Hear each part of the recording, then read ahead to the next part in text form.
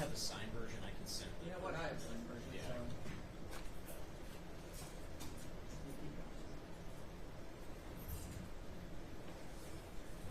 And just for the record, because I think a lot of this discussion happened at sidebar or off the record on Thursday, the reason that this course of action was taken is because the defense made the claim that a reference to a specific police scanner app that had been downloaded onto his phone according to the metadata. They made a claim that we were talking about a totally different app, and they made a claim that there was a different app out there that he actually physically had on his phone. And so to probe that, we obtained a search warrant to reopen the phone to confirm which app was there. That was it.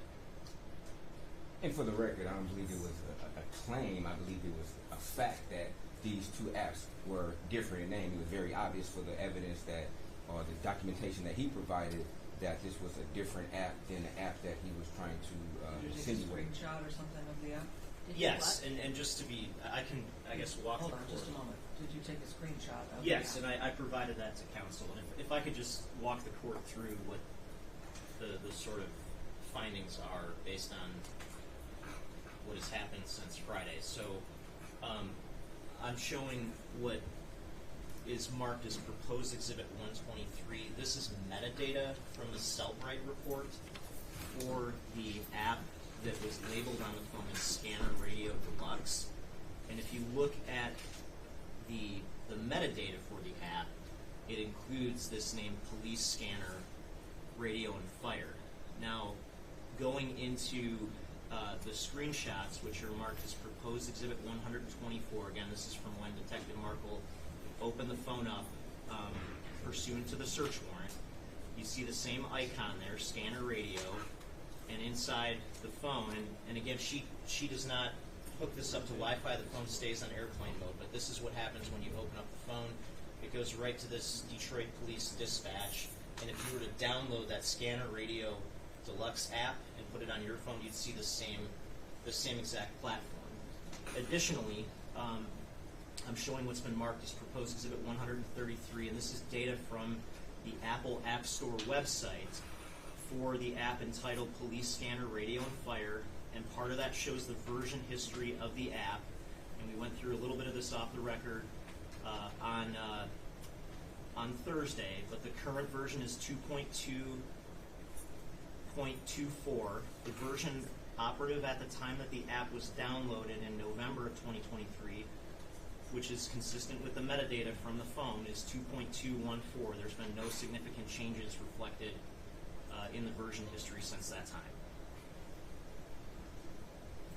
And just for the record, I don't know if Detective Markle was in a position to testify to whether or not this is the same app. Is she an expert in Apple metadata as far as apps go?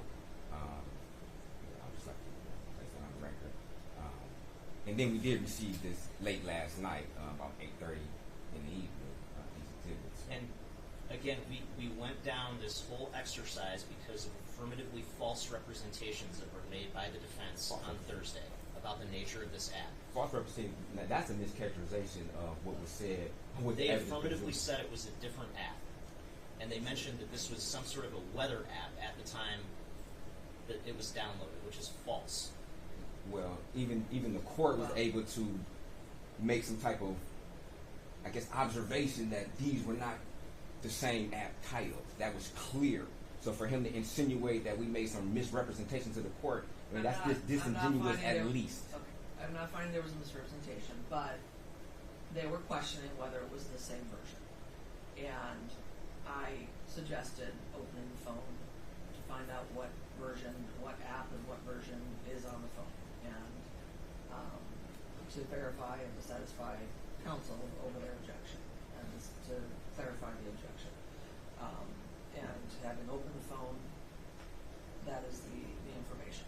And I think that your objection here at trial certainly shows the importance of the evidence and probable cause that evidence is on the phone is clear. So I feel that there was sufficient probable cause to sign that warrant.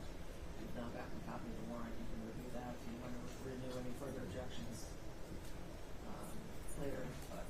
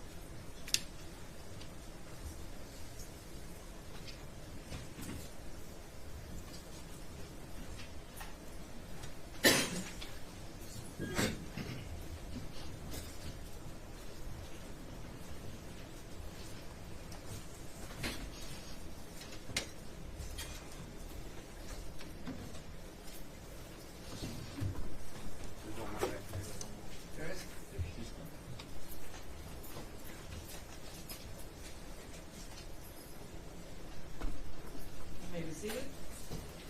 Calling case number 24-000-535, People versus Michael Manuel Jackson-Bolanos on the docket today for jury trial in progress. Appearances, please. Good morning, Your Honor. Ryan Elsey for the people. Dominic DeGrazia on behalf of the people. Brian Brown on behalf of Mr. Jackson-Bolanos. Good morning, Your Honor. Brenda Murphy is co-counsel on behalf of Mr. Jackson-Bolanos, who appears tonight for the break. And I know for the record Mr. Jackson-Bolanos is present, as are 14 of our jurors. Unfortunately, juror number 12 had a death in the family, and so he is no longer able to serve on that jury. So we're down to 14, so I'm really glad we seated 2 extra jurors in this case. And so we're ready to continue. I believe, was it Detective Markle that was on the stand? Yes, sir. Step up and be sworn again, please. Do you swear or affirm to tell the truth, the whole truth, and nothing but the truth? Yes, ma'am. Thank you for your seat.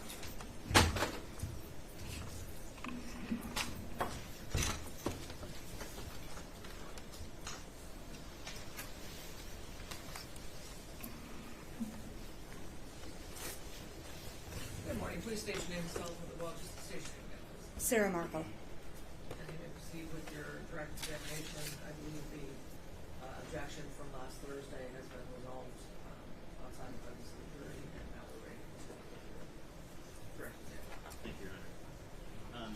And Detective, when we broke, I had asked you some questions about what's been committed as Exhibit 49. And again, just to reiterate for the jury,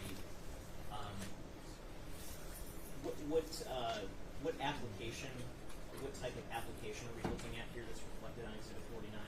This is a scanner app. And what was the date reflected that app was downloaded? November 3rd, 2023 at 11:57 p.m. Now, using the Celebrate program, are you familiar with a portion of that program called an application usage log? Yes. And what is the application usage log?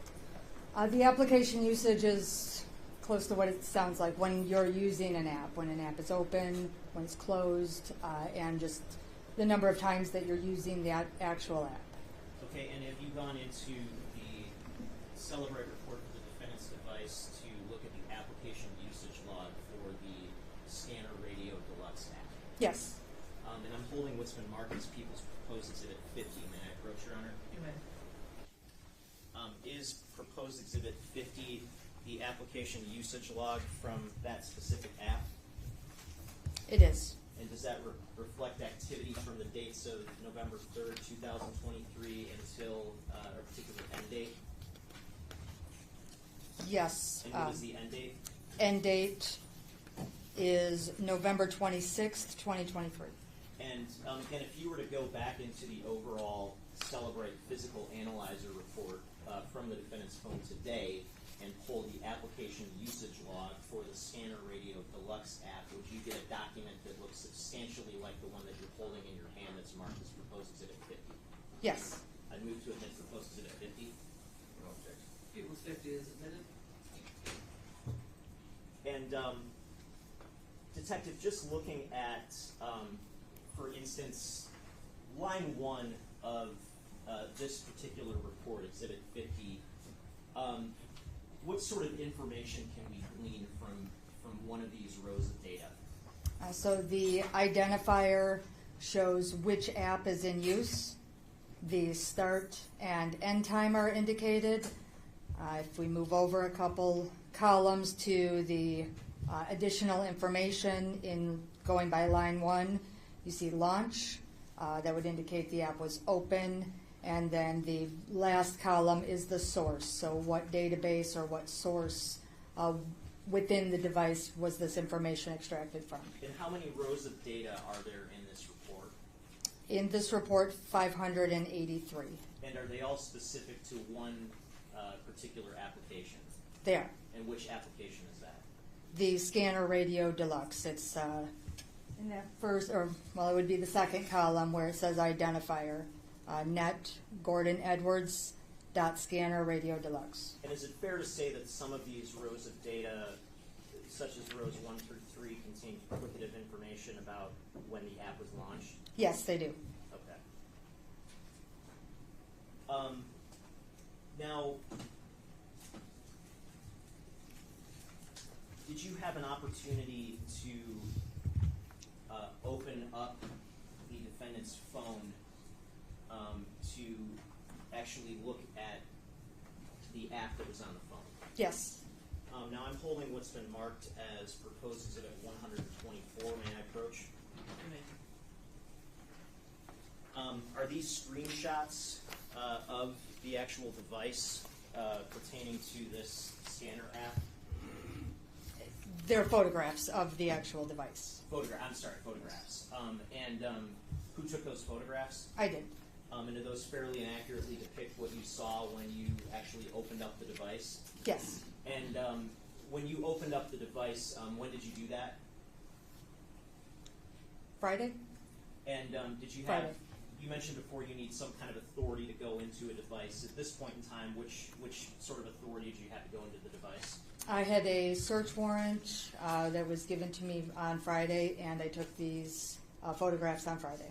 Okay, and do those photographs, again, do those fairly and accurately depict what you saw when you actually looked inside the device? Yes. I move to admit proposed exhibit 124.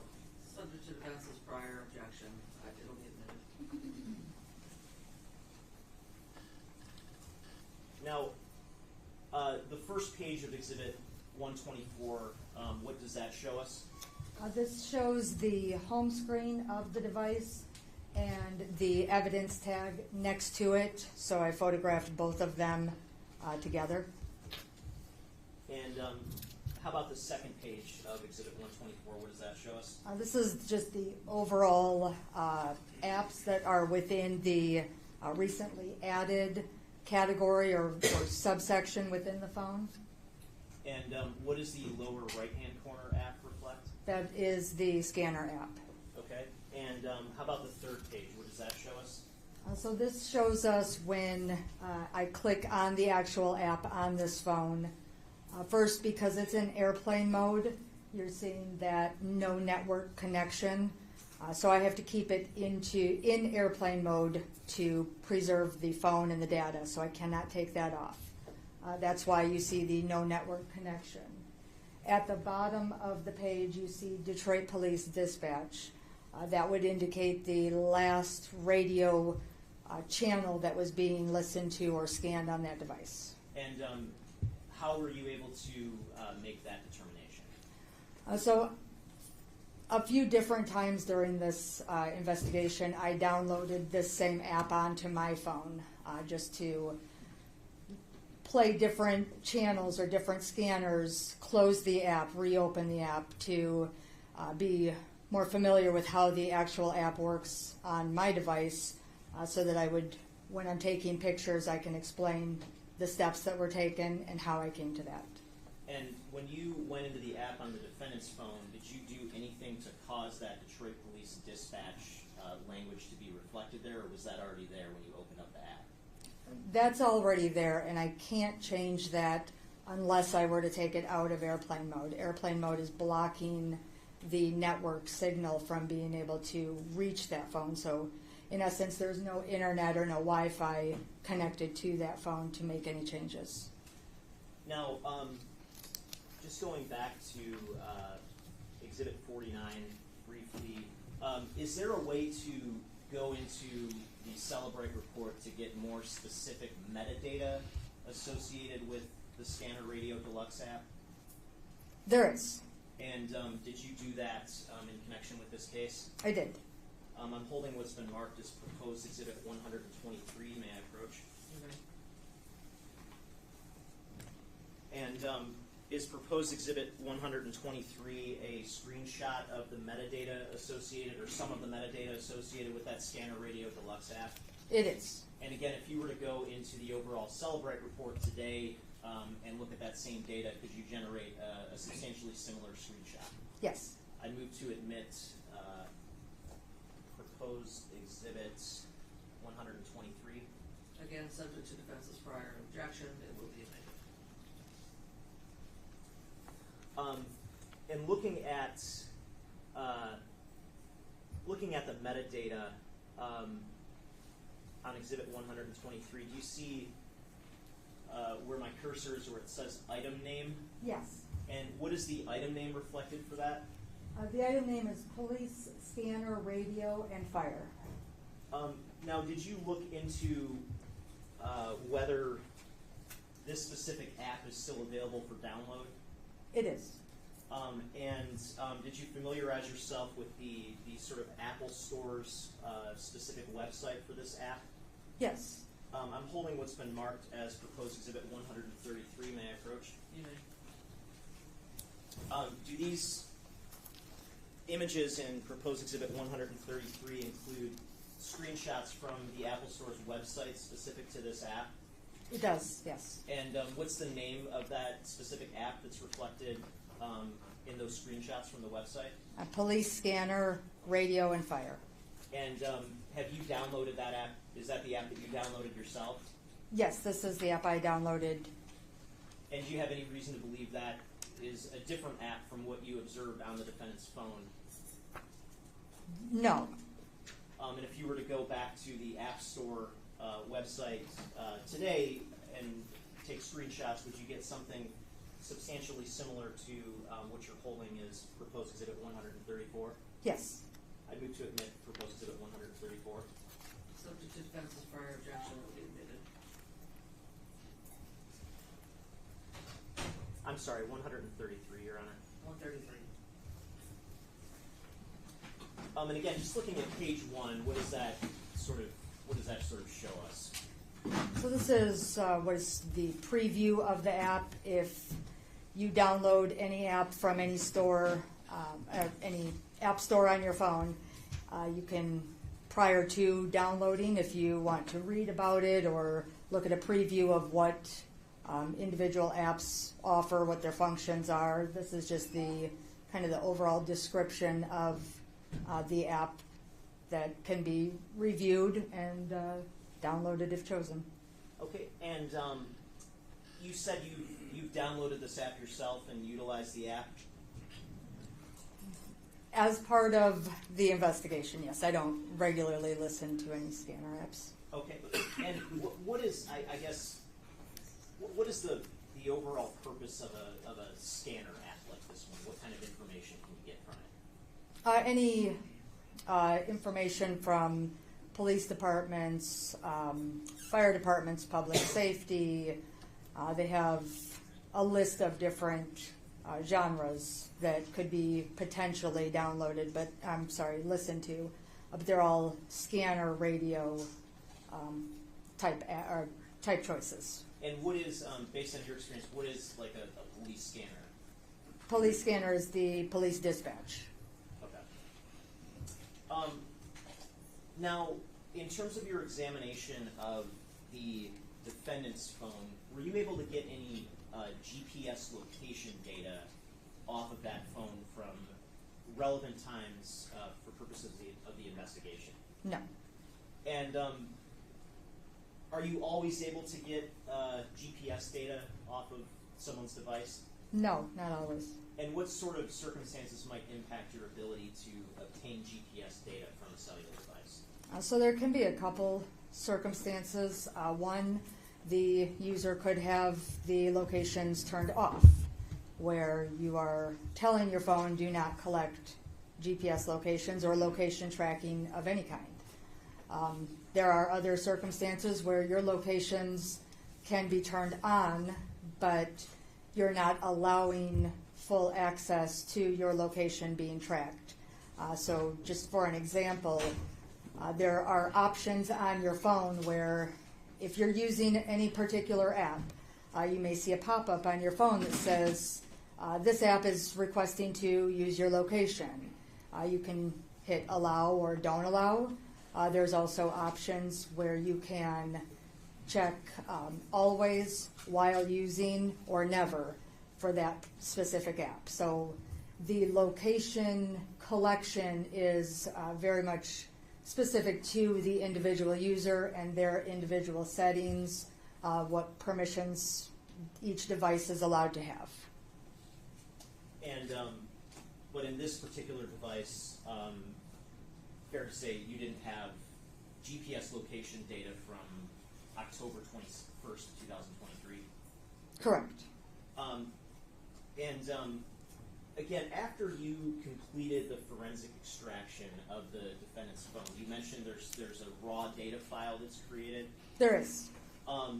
Was anything done with that raw data file in this case, specific to the defendant's phone? Yes, so that raw data file, one is always put on evidence. A copy is put on evidence along with the processed report. And in this particular case, the raw files were also turned over to the FBI for their processing and analysis as well. And what would be the purpose of turning over the same raw data file to the FBI? They're able to process it. I know that in this case, the FBI has a different program called Axiom that I do not have. So cross-reference, cross-check, have another set of eyes look at it. Different software could potentially yield different or varying results with how each software works. I personally don't have the Axiom program, and I'm not trained in it, so the FBI was there to assist.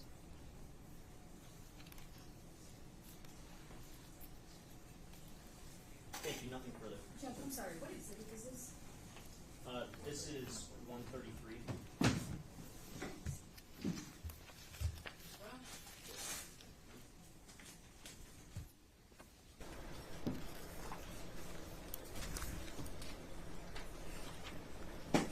Good morning, detective. Good morning.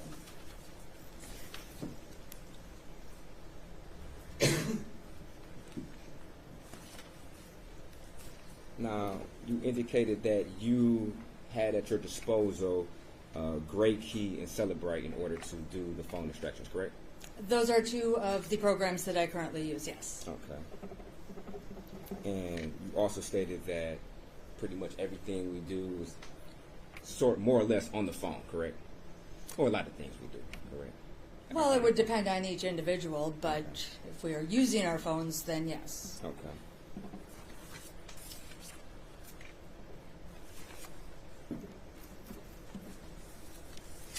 And you would, in your opinion, state that Celebrate is a pretty accurate software when it comes to phone extraction, correct? I would. Okay. Now, a question was asked of you on Thursday whether or not you did a phone analysis on Aaron Pergament, correct? Correct. Okay. And the question was asked of you of whether or not you found anything out of the ordinary. Correct. Okay. And I guess you were somewhat following this case a little bit because you were privy to certain information and knowledgeable about certain information, correct? Yes, I wouldn't say it was inclusive or complete, but yes, I know the details as much as I can throughout a case, but I'm not part of that team either. Okay. And in your process of analyzing Mr. Pergament's phone, you were aware that there were text messages between him and Samantha Woll indicating that he, in fact, had a key to her apartment, correct? No. You didn't read those text messages on his phone? Oh, yes, I did. He indicated there was a key, but I don't believe he was specific in what that key was used for. Okay. You didn't read the text messages when he's indicating that he's going to come over to Samantha's house, and in fact, he had a key to her house. You didn't read that? Yes or no? Did you read that? No. Okay. So how thorough was your analysis of Mr. Pergament's phone? Very thorough, because he didn't say, I have a key to your house. He said, I have a key. Okay. And you were also aware that there was a search warrant per Mr. Pergament's phone or house, correct? Search warrants for residents, I'm not sure. Okay. And you were aware that in that search warrant there was conversation or language in there where the affiant of that search warrant indicated that they felt that Mr. Pergament was lying and that about having a key to Samantha's house when questioned previously by investigators. You were aware of that, weren't you? No, I don't know who authored the search warrant or what it said. Okay. But you indicated that you followed this case enough to know when the first suspect was arrested and released, correct? I do know when that happened, yes. Okay. And how do you know when they were released? Did you have a paper in front of you? Well, the arrest was actually made on my birthday, so that date stood out. Okay, but I'm asking about the release, when the person was Right. released from custody. How were you made aware of that? 3 days later is when a person is released. So Okay, but I can, how were you made aware? I mean, not what is custom in the practice of detention. How did you personally know that this individual was released the day that they were released? either through briefings in the morning with the task force or conversations with members, but a specific conversation I'm briefing? not positive of. Okay, briefly. You remember on Thursday when the prosecutor asked you whether or not you read in the paper that this individual was released and gave you a copy of the Detroit News and you said yes? Yes. Remember that? So now you're testifying that you were made aware of this information in a briefing. That's inconsistent with what you said on Thursday. Objection. No, This it's- is a mischaracterization. The questions I asked were specific about when it was publicly reported that the person was released. It wasn't about when she became aware.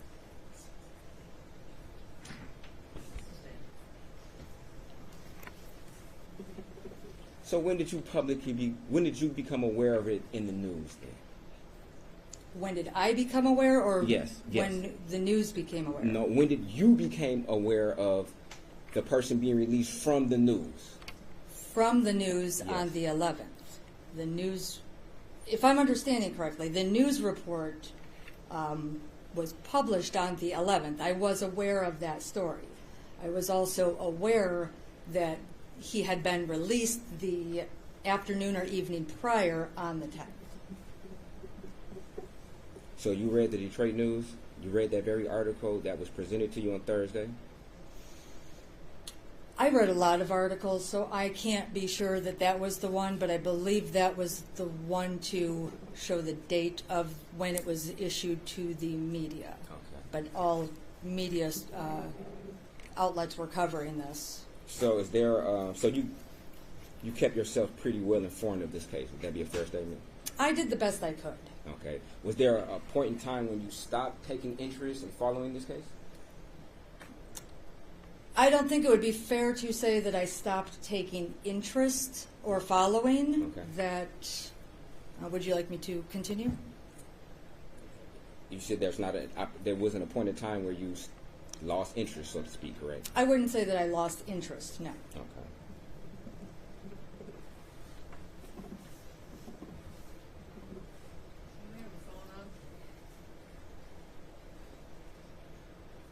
Sure, all phones are silent, please. And you also stated that you did an analysis of Mr. Herbstman's cell phone, correct? Correct. Okay.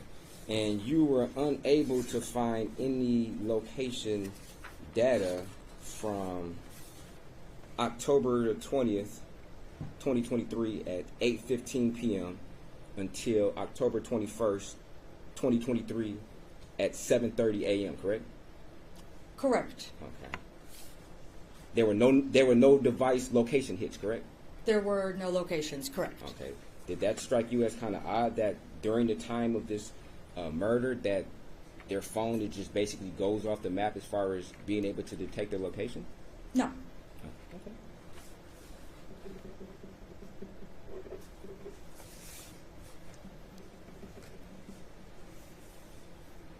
And also from October the 20th, 2023 to 10 p.m. until October 21st, 2023, 7 a.m. in the morning, there was no activity sensor data, correct? Correct. We're still referring to Mr. Herbstman? Yeah, Hersman's phone, yes. Yes, Okay. correct. And that didn't strike you as odd? No. Okay.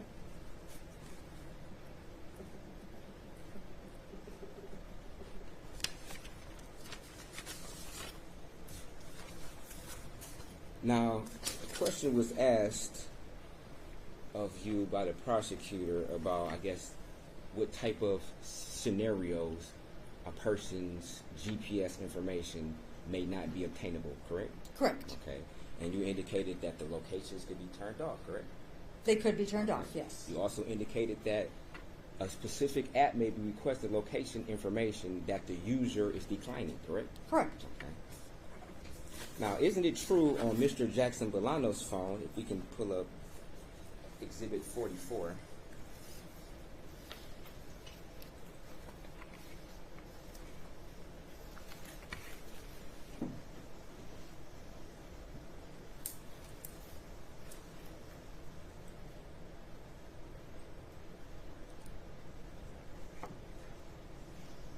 and if we can scroll right under device information where it says location services enabled, true. You see that? Yes. Now, isn't it fair to say that that would indicate that Mr. Jackson-Bolanos' location, in fact, was turned on, correct? Correct. Okay. And also it says find my iPhone enabled, true.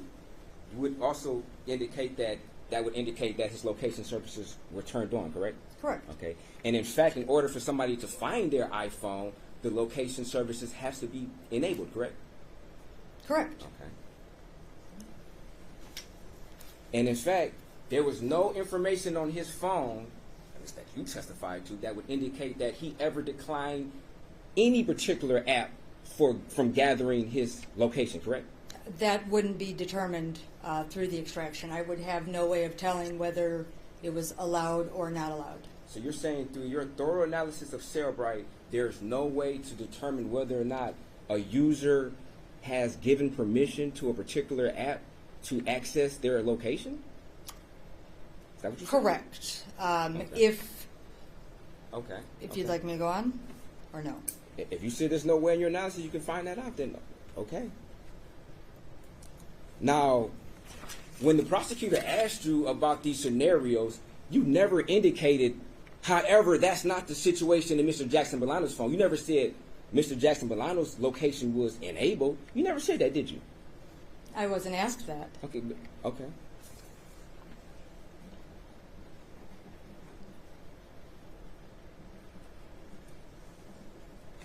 Now, if we go to exhibit, sorry, I'll find it.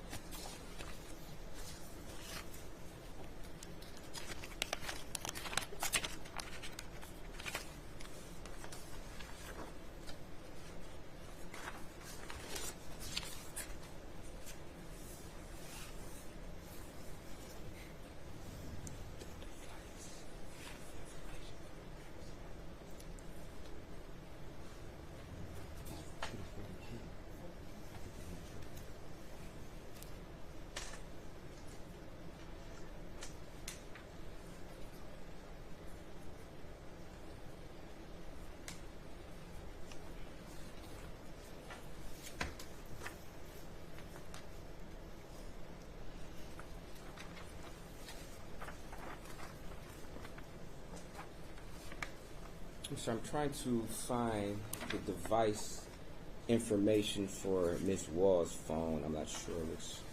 I had the exhibit. 40. Okay. Thank you very much. Now, if we scroll down to device location, you would agree that it indicates that Ms. Wall's location service were enabled, correct? Correct. Okay, and also you would agree that her Find iPhone was also enabled, correct? Correct. Okay.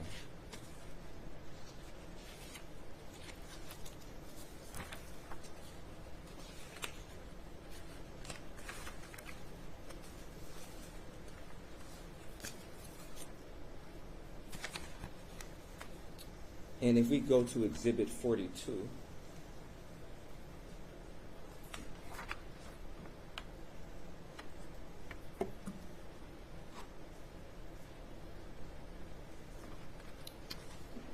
this is a timeline. You would agree that this is a timeline of Ms. Wall's phone, correct? A portion of it, yes. Portion of it, okay.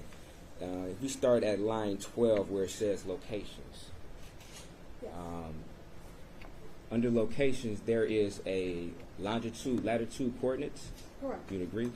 And the reason you're able to extract this location, and particularly this longitude, latitude, is in fact because Ms. Wall had her location enabled, correct?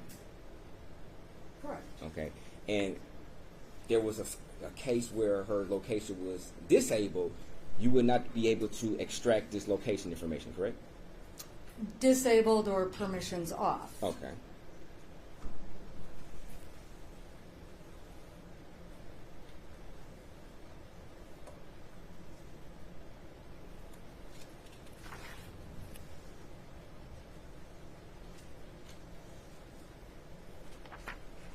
Now, if we go from location 12, and we scroll down to 22, you would agree, based upon your analysis, that the longitude, latitude information is identical. I would need you to put both of them on. These are long numbers, so you got to put them next to each other on the same screen for me to say that. Okay. For the record, if we can scroll up to 12.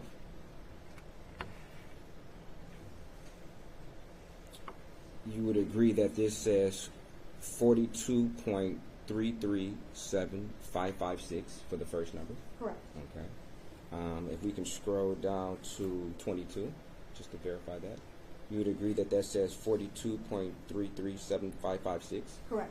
You'd agree that those are the same numbers, correct? Yes. Okay, and if we can go back up to 12. The second variable is 83.034753. Negative 83, but yes, the I'm digits were correct. Okay, and if we can go down to 22, negative 83.034753. Correct. You'd agree that those are the same variables Correct. for both numbers? Yes. Okay. And if we go back up to 12, you would agree that that time that this particular variable is extracted from is 1:03 and 26 seconds in the AM, correct? Correct. Okay. And if we go down to 22, you would agree that that is 1:19:21 and 21 seconds in the AM, correct? Yes. Okay. So roughly a time difference of 16 minutes, give or take, correct? Correct. Okay.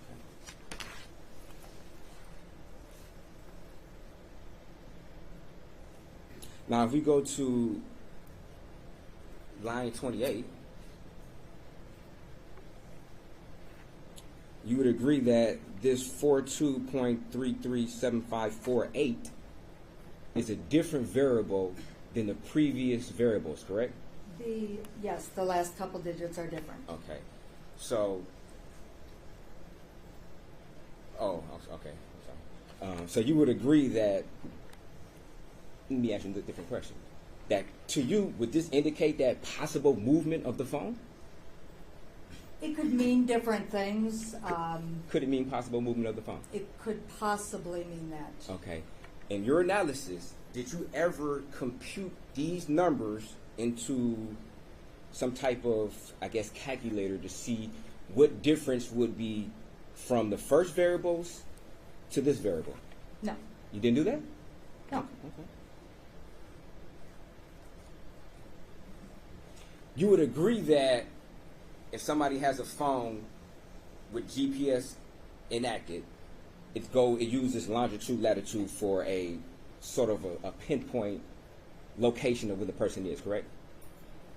Correct. Okay. And you would agree that GPS is pretty, I guess, close to the target. It gets within maybe with 5 feet or a couple feet, maybe a couple inches at certain times of where this particular device is, correct? I would agree, yes. Okay. GPS is accurate. And if the device is moved, the device has to back up. In order for GPS to work, there has to be a two-way communication between the device and, I guess, the satellite, for lack of a better term, correct? Whatever's actually tracking the phone, if it's a tower, if it's a satellite, if it's a plane, with something that's tracking this phone, there has to be a two-way communication between the device and whatever is actually pinpointing its location. You'd agree to that, right? Yes, but the question was rather confusing Okay. because there's a difference between towers, GPS, and I don't know if a plane is tracking us. Okay. But for whatever, okay, I'll maybe try to be less confusing. somebody has a device, correct? Correct. There's GPS on there. In order for that GPS coordinates to be tracked, that phone has to be sending its location to somewhere. Maybe a satellite. It has to be sending it to somewhere, correct? Yes, the signal from the phone has to be identified by one of the satellites, Okay. or typically a combination of, I believe, 3 or 4 satellites to give us that. Okay, that's So fair. the actual satellites could vary. It could change from these couple satellites To some other ones. But you would agree, it could change from some particular satellites to other ones, but you would agree that the device has to be communicating with at least one satellite, if not more. Yes, and I want to make sure. So typically, if I'm not mistaken, it's usually more than one that will allow that GPS location. Okay. Does that? I'm not sure if that makes sense. So at least one, if not more. Right. Correct? Right. Okay. And if that particular device is moving, then it has to send new information to at least one satellite, if not more. Correct? So it's not. If the device, No. if you turn Google Maps on, and you want walking directions from here to Ford Field, as you're walking, as you're making your steps, the phone is constantly communicating with the satellite, sending device information, location information, in order for the app to determine how far away you are from your location. Correct? Correct. If you're getting directions, yes. Oh. I thought you were saying that it's only receiving GPS if the phone is moving. No, my question is, if the phone is in constant contact for location purposes, if that phone moves from its location, if this is the phone, if it's standing right here, and I move the phone to over here, it's now in the new location. You would agree to that, right? Yes. And in order for the location to be accurate, the device would then have to send new information to the satellite, telling the satellite that the phone has now moved from this location to this location. You would agree to that, right? No, the phone isn't sending anything to a satellite. This is a location-enabled phone and satellites. These connections, if turned on and allowed, are a constant back and forth. The phone isn't saying, "Hey, I'm getting ready to move now." Okay, exactly. Okay, constant back and forth. So Right. if it's a communication, constant back and forth, when the phone moves, when it sends it to the device, to the satellite, it's now telling the satellite that the phone moved because they're talking back and forth, correct? You'd agree to that, right? That could be one instance. That is not the only possibility. Okay, but this is the possibility we're talking about as far as the phone moving and then the location being enabled and the location is being accurately recorded of where the phone is at, correct? Correct. Okay.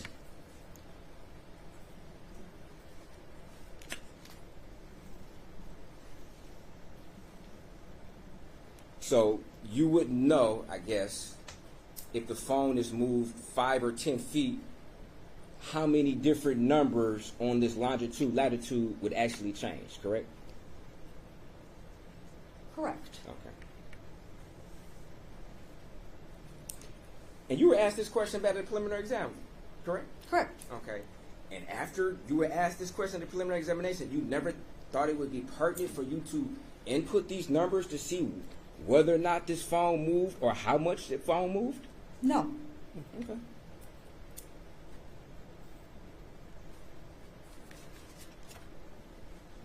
Now, were you ever requested to input these numbers into some type of system to determine the accuracy of where this phone actually was or whether it moved 5 or 10 feet? No, not the GPS latitude, longitude, Okay. no. I did not do a comparison. Okay. You were aware that when the police came to search this apartment, her phone was underneath the couch, correct? I believe so. I don't remember off the top of my head. I know it was on or around the couch area. Okay. Could that possibly to you mean that there was a struggle and somebody lost their phone under the couch, and that the phone moved during some type of struggle? That could have been. Okay. I wouldn't know. Okay. Have you ever seen pictures of the phone where it seemed that there could be possible blood streaks on the phone? I don't believe I did ever see the scene pictures with the phone. Okay.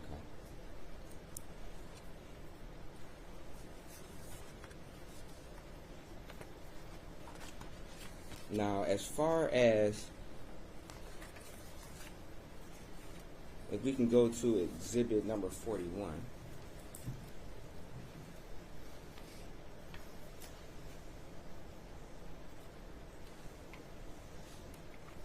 Can you tell us what this is? I believe this is the device events from Samantha Woll's phone. Is that correct, Detective? Correct. Okay. Now, where it states device lock status unlocked, you see that? Correct. Okay. You would agree that there's nowhere on this device events that would indicate that the phone actually went into lock mode. You would agree to that, right? The end time Okay. would indicate that. That the phone went into lock mode? Right. Now, do you know what type of settings that Samantha had on her phone as far as when the phone would go into lock? Would it be 1 minute? Would it be 30 seconds? Would it be 30 minutes? That I'm not sure. Okay. So as part of your analysis, you never went to see how long it would take for her phone to actually go into lock mode? No, I didn't. Okay. Now, do you know whether or not her phone was equipped with a fingerprint unlocker? I don't believe it was. I know that I had to put in the passcode. Okay, you don't believe. I don't believe that there was. And you remember this very question was asked of you at the preliminary examination, correct? I think so. You said you think so, or you? I think so. Okay. And after the preliminary examination, after this question was asked of you, you never thought it would be pertinent for you to maybe analyze the phone to see if you could answer that question? No. Once the Okay. extraction's done, my evidence in the report is It's done. But if once you have additional questions, you could have did another analysis on the phone, couldn't you? get another what? You could have done another analysis on the phone, correct? I could have. Okay. The analysis is the extraction. So I'm reviewing an extraction report Okay. from the data extraction from Celebrate or from Gray Key. Okay, so you had the information. You had the information at your fingertips, correct? As far as after you do the extraction, the phone is there. You had basically a clone of the phone, so to speak, correct? Or a copy of the phone. I'll say that. You would agree to that? That would, you could say that, Okay. but you Would look you at it. say that? Right. The extraction is making a copy of all the information in the phone. Okay. Now, Thank you. So you had all the information from the phone, correct? from all the information that was obtained from the extraction, yes. Okay. And you could have reanalyzed that information to determine what type of time increments that her phone was set for in order for the phone to go into lock mode, or whether or not it had a fingerprint unlocker on there, correct? I'm not sure if that is a setting that I would be able to find in the extraction with what the auto lock time is set at. I'm really not sure. You're not sure? I'm not sure. So that means that you didn't even try. Because if you tried, you would be able to determine whether or not you could find that information, correct? So no, that's not true. I do try on everything. I do a thorough job to the Okay, best of that's my not my ability. question. That is not true. Okay, but you said you're not sure, though. But Correct. if you would have tried to answer that question, you would have came to some conclusion on whether or not you can even find that information, correct? Potentially, but I can't be sure. Okay. But if you tried to do it, you would be sure whether or not you could come to that, you can answer that question, right? Again, potentially. Okay. But I can't give a absolute yes or no. Okay. And you know for a fact that after this question was asked of you at the preliminary examination, you never even attempted to find the answer to that question. You would agree to that, though, right? I don't remember each and every question asked at an exam, but I don't typically go back and review. If an unanswered question is there, I may or may not. But no, I did not in this case. If that was asked. You said if it was asked? Yeah, I believe it was asked, and so yes, as long as it was asked, I did not go back. No. Okay.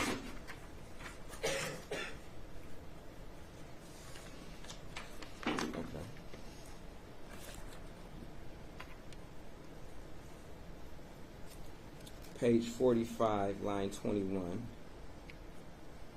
Okay, and absent the passcode, would there be any other way to unlock that particular type of phone? Answer, this particular phone, I don't know if any biometrics were set up, but this phone would also allow for a fingerprint unlock. But I'm not sure if that was something that had been established on the phone. You'd agree that was the conversation?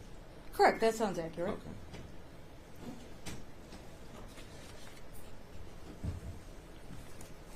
Now,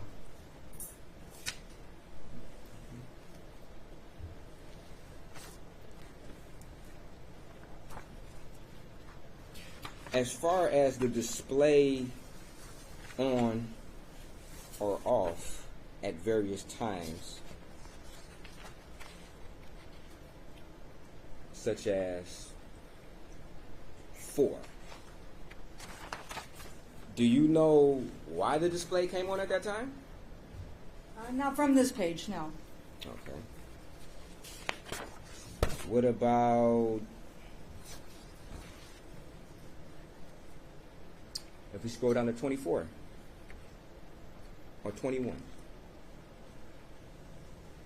Do you know why this display came on at this time? Not from the information I'm looking at, no. Okay. Did you ever cross-reference that? Possibly, but with the voluminous size of these, I can't recite off of memory each cross-reference that is made. Okay. Based on what I'm looking at, I'm not able to determine. Okay. Did you make any notes as far as to why the display came on at all these various times, such as 29? You scroll down to 29. At 1:24 in the a.m., the display came on. Did you know why that happened? I do not. Okay. Do you know whether or not any notifications came in around that time? I do not. Okay. You remember being asked that question at the preliminary examination as to why the display came on at various times or whether or not there were notifications associated with those times. Remember being asked that? Yes. Okay. And after the preliminary examination, did you ever do an analysis to figure out or answer that question as to why these displays came on at these times? No, not specifically. Oh, okay. Now, if we go scroll down to 30,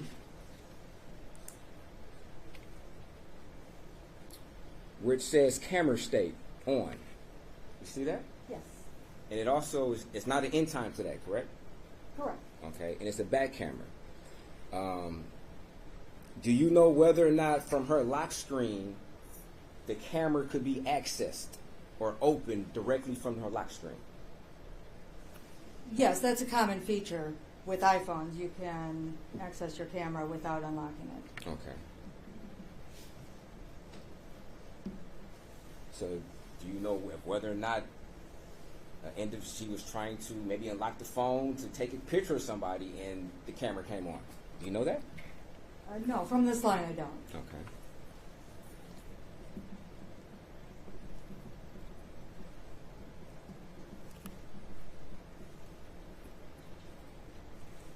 Do you know whether or not if there was a struggle going on at 1:24 and somebody in a frantic state tried to open their phone and accidentally hit open the camera? Judge, objection.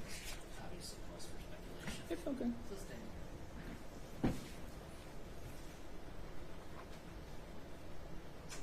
Now, were you able to go through any recently deleted photographs from her phone? So I did go through photographs. Were you able to access or determine whether or not there were any recently deleted photographs from her phone? Off the top of my head, I don't know. Did you ever notice that this camera state came on? Outside of the device events? Did you notice that in this device event that the camera state was on at 124? Yes. Okay. Did you also know that her ADT went into idle mode at 124? Did you know that? I know that ADT went into some type of idle mode. Details beyond that, I don't. I don't memorize times, Okay, no. so I could not quote the exact time. Not whether or not you memorized it, but did you ever have some documentation in front of you that her ADT system went into idle mode at 124? I did, but I Okay. will not say the exact time because I do not remember exact times. Okay.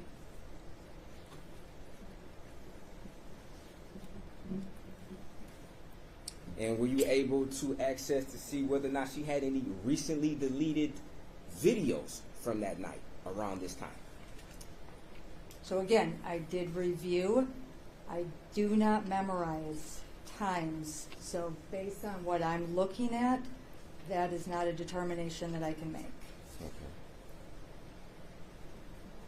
So when you saw that this particular camera came on at 124 and her ADT system went into idle mode at the same time, you never thought that, hey, let me specifically look on this phone to see whether or not there's some recently deleted videos or videos or pictures, I'm sorry. So again, this was all reviewed, but I will not testify to committing these exact times down to a minute to memory. Okay. I do not commit this to memory. So so maybe I'm a little confused because I thought you stated that you're unsure whether or not you checked her recently deleted pictures. No, you misunderstood then. That's not what I said. Oh, so you I did? said that the analysis was done as far as a specific time frame and being able to recite from memory. That is not realistic of anybody to be able to do given the nature and voluminous size of the phones. Okay.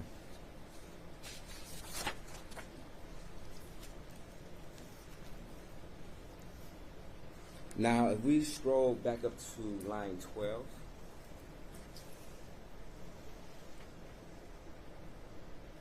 where it says Wi-Fi state connect, do you know from this information which Wi-Fi her phone connected to? No, not from this line. Okay. And do you know whether or not her phone was, I guess if you don't know the Wi-Fi, so you wouldn't know whether or not her phone automatically connected to whatever Wi-Fi this is, or if there was a manual directions given to the phone to connect to the Wi-Fi? From this line, I'm not able to tell you from this device event. Okay. And if we scroll to line 40,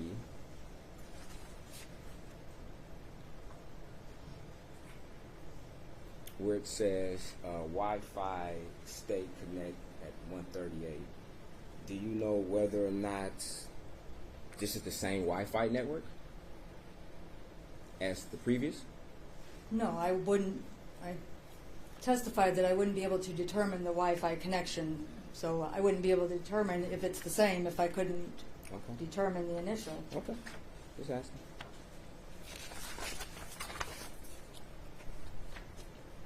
Now, Samantha Woll had an iPhone, of course, correct? Correct. Okay.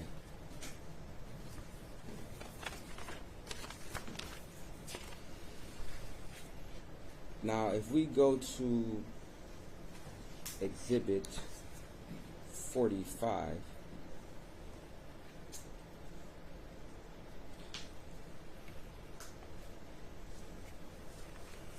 now, did you ever do any type of device events from Mr. Jackson-Bolanos' phone?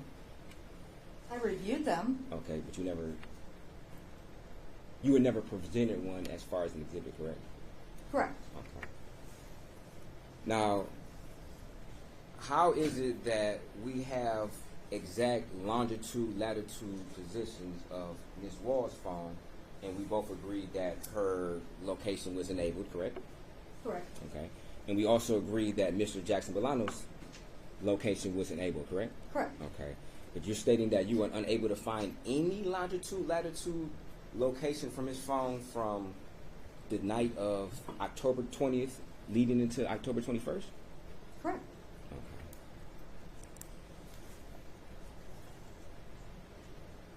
And there's no information that you can, or evidence that you can tell us that would lead you to believe that his location was turned off on that night, correct?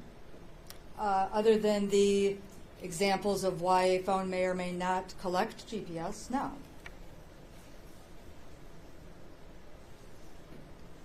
And if you go through the metadata of the phone, you will be able to determine whether or not somebody turned their location off on certain times, correct? Are you telling me that? I guess could I'm you at- be more yes. specific? If you go back through the metadata of somebody's phone, or whatever information is contained in their phone, you will be able to come to a determination of whether or not somebody turned their location on or off on a particular day, correct? If that change was made, it's possible, but I can't tell you. It's just, okay. I guess I'm confused about how You confuse, okay, maybe what I- you're talking about with the metadata and indicating certain Okay. things. Okay, fair enough. Any information, based upon your expertise, based upon your analysis of the phone, you will be able to go back and look at your data and determine whether or not somebody deactivated their location on a given day. Yes? That's possible. Okay. And you don't have any information that would suggest that Mr. Jackson-Bolanos, in fact, turned his location off on October the 20th, going into October the 21st. That's correct? Correct. Okay. Yes.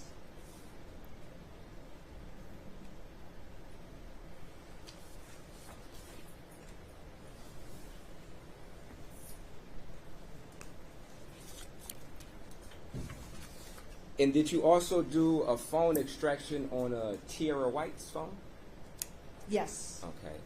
And based upon your extraction, did you ever come down to the knowledge or realization that, in fact, Tierra White had her location enabled? I don't remember offhand. Okay.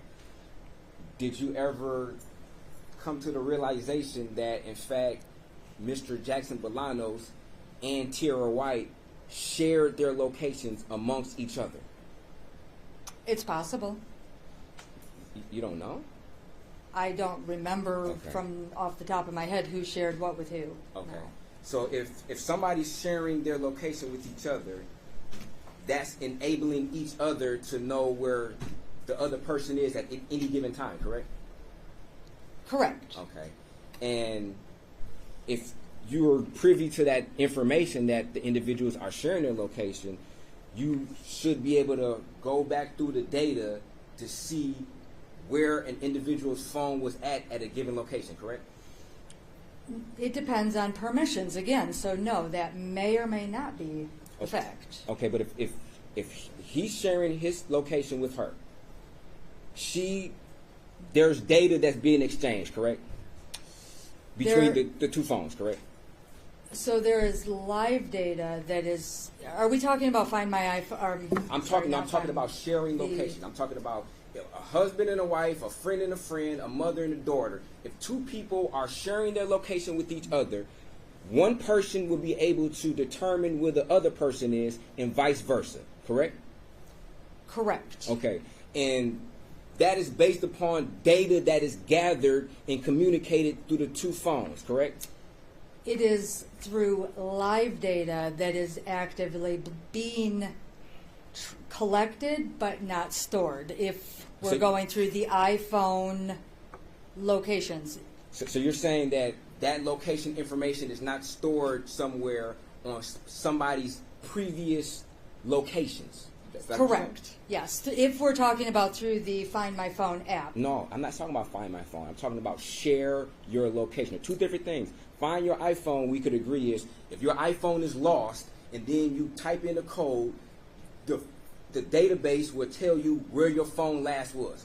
We can agree to that, right? The location of the phone where it was last tracked. So that's one feature. Okay, that's one. If if it was lost or stolen, yes, if it's lost or stolen. okay. Yes, Yeah, that's one feature. but we can agree that share your location is a totally different feature than Find My iPhone.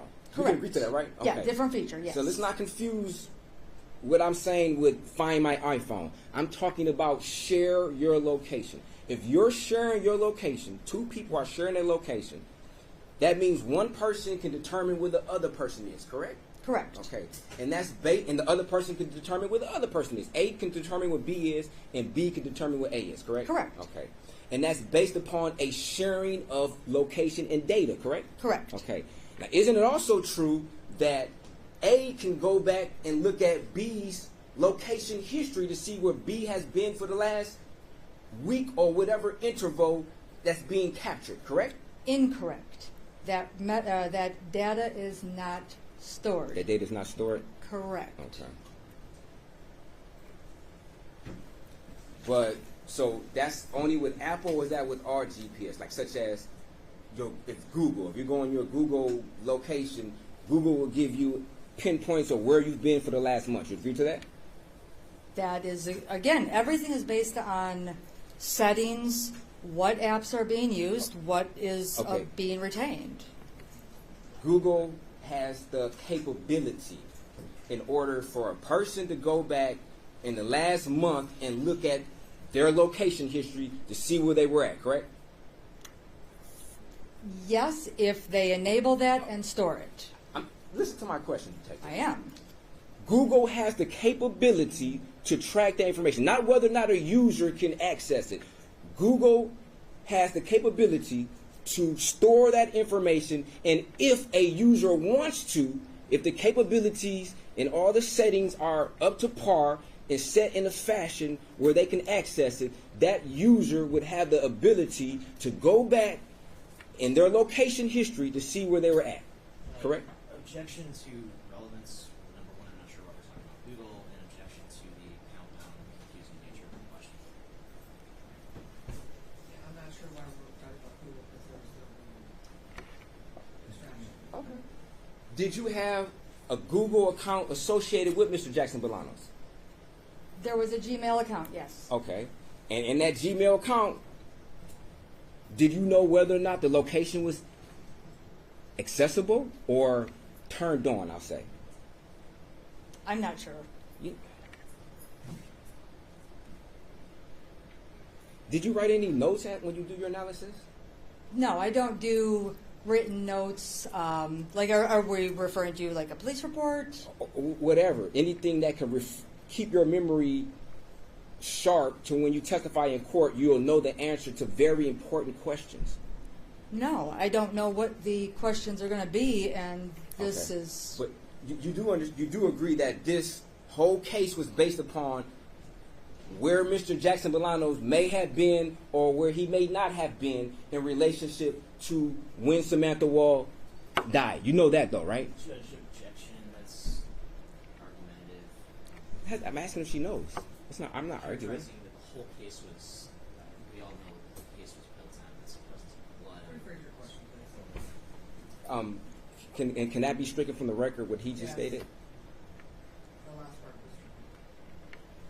So you do understand that in this investigation, there was an investigation of whether or not Mr. Bolanos could have been in the area of Samantha Woll's apartment, correct?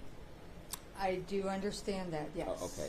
So do you think it would have been pertinent for you to know whether or not Mr. Jackson-Bolanos' phone had his location enabled through Google? Yes or no? No, You don't think that'd be important? not for my role. Not for your role? my role, it's limited to the extraction. Okay. And you also stated that you also participate in analysis of the phone. Correct. And based upon your second job description, of many, I'm sure, of analyzing these phones, you never thought to say, like, let me determine whether or not his Google location was enabled? No, I analyze the phone with what's there. Okay. So, So do you know if it's there or not? Do you know if that information is there on whether or not his phone had his Google location enabled?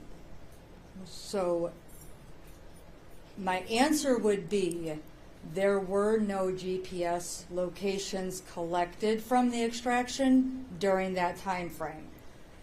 I can't go in further with Oh, on, off, disabled, not disabled. okay, but if you were to, I guess, peel back a layer or two and do a more further analysis, you would be able to determine whether or not that location was turned on or off, correct? No, not necessarily. You said not necessarily. Correct. So that means that it's a possibility if you would have done it, correct? If you would have done that analysis, you would have known definitively whether or not you would be able to determine whether or not his location was on or off, correct? Not necessarily. Did you do the analysis? How about that? Did you I do the- did review the phone, and It's I not- do not. I'm sorry, I didn't mean to cut you off, but the question is not whether or not you reviewed the phone. The question is whether or not you try to specifically get to the answer of the question of whether or not his Google location was turned on or off. No. Okay.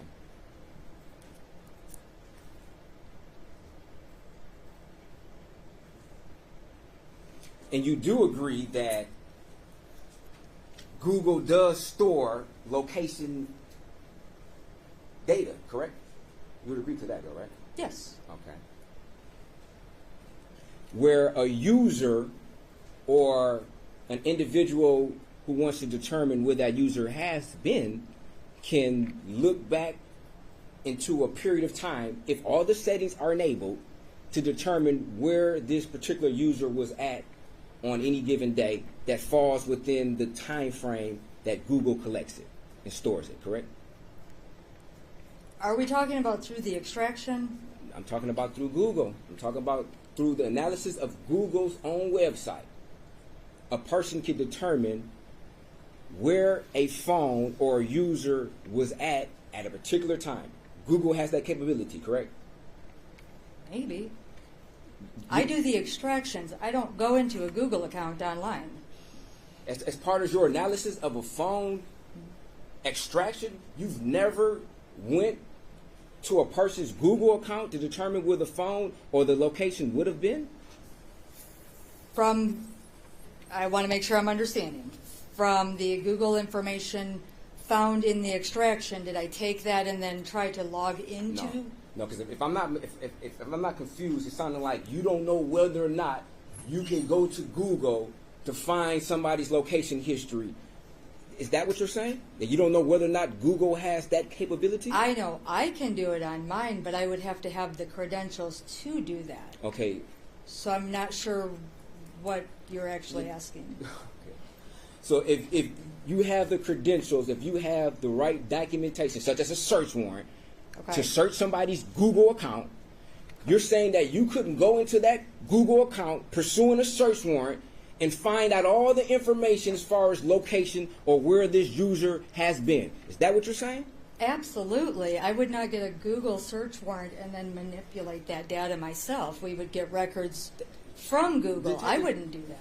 Of course not. Okay, detective, that's not what I'm saying. Well, the I'm not answer is saying, no. I'm not saying whether or not you will manipulate it. I'm saying whether or not you will be able to access that information, look at it, and analyze on where a phone or a user has been in the past. No. Oh, okay. So, okay. So just to be clear, you're saying that if you had a search warrant from somebody's Google account and you access their Google account, you wouldn't be able to look in that Google account at their location history. Is that what you're saying? I'm saying that would never be done pursuant to a search warrant because that is improper gathering of evidence through that means. So you're saying that if somebody had a search warrant and they wanted to request all information such as the location of a user, you're saying you wouldn't be able to access that because that would be improper? Correct. That search warrant would be served to Google for those authentic records to be returned. Right. And once those records are returned, you could analyze those records. The records? Yes. Correct. But you were talking about me or somebody logging on to an account myself, if I understood you correctly. Accessing the records. You will be able to access those records. Through a Search warrant. Google search warrant returned directly from Google. Okay. And do you know whether or not that was done in this case where there was a search warrant given to Google for specifically location records of Mr. Jackson-Bolanos that you had an opportunity to look at and analyze? I don't know what other search warrants were obtained. Okay. But you just know that you didn't have a time in the past where you analyzed any location records from Google, correct? I have done that in the past from Google search warrant returns. For this case, in pertaining to Mr. Jackson-Bolanos. I don't think I analyzed records from Google, if I remember correctly. Okay.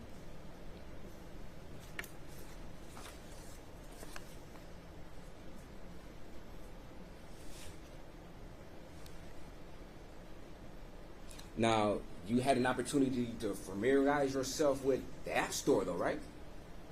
Yes. Okay. And this particular app, correct? Particular app meaning? Meaning this, which purports to be a police scanner app, correct? Correct. Okay. Do you know if there are other features on this particular app, such as maybe weather?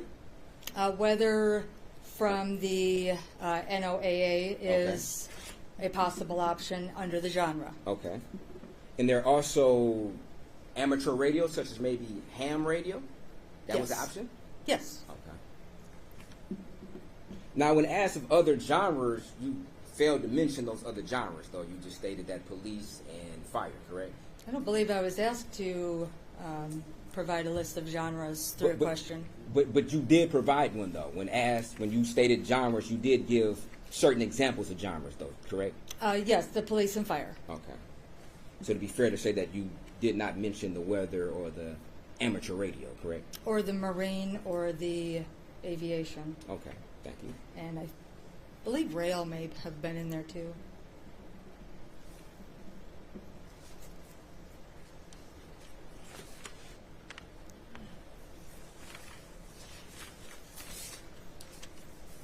Now, you stated that when you opened this app, it was on Detroit Dispatch.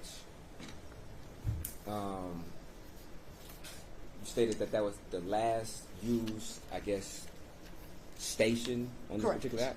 Correct. Okay. Were you ever able to, from the metadata, be able to determine on any given day which particular station was accessed? No, I'm not able to determine that.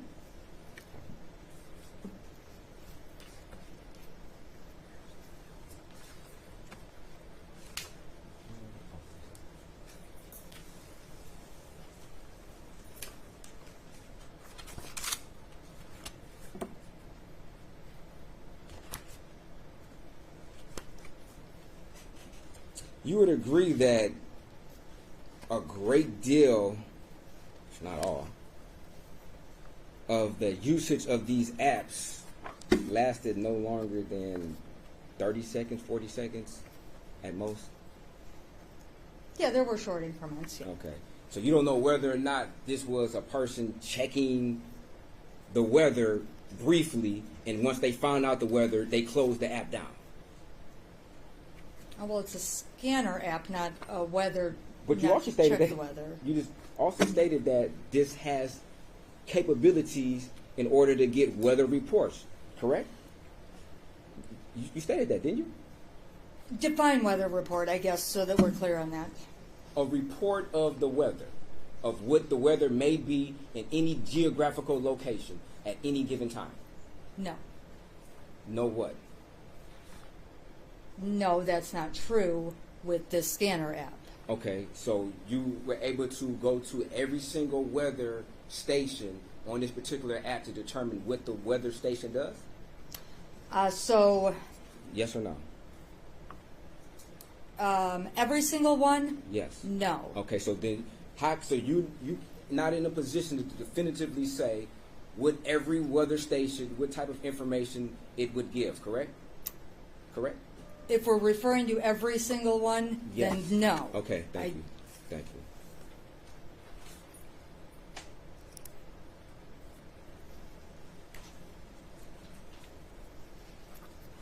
Now, is it typical that Cellbrite at times, with your analysis, may be missing certain, say, search history or web history?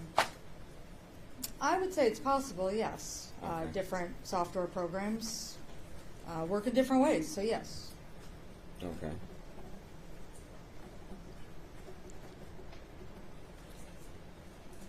Do you ever do multiple extractions to see and cross-reference, maybe with the first extraction, with the second extraction, to see whether or not there's additional information that's gathered, from the second extraction? With a follow-up search warrant, if there are different updates to the software, that is something that can be done, yes. If there's certain updates to which software? To any of the programs that I use. Oh, Cellbrite, okay.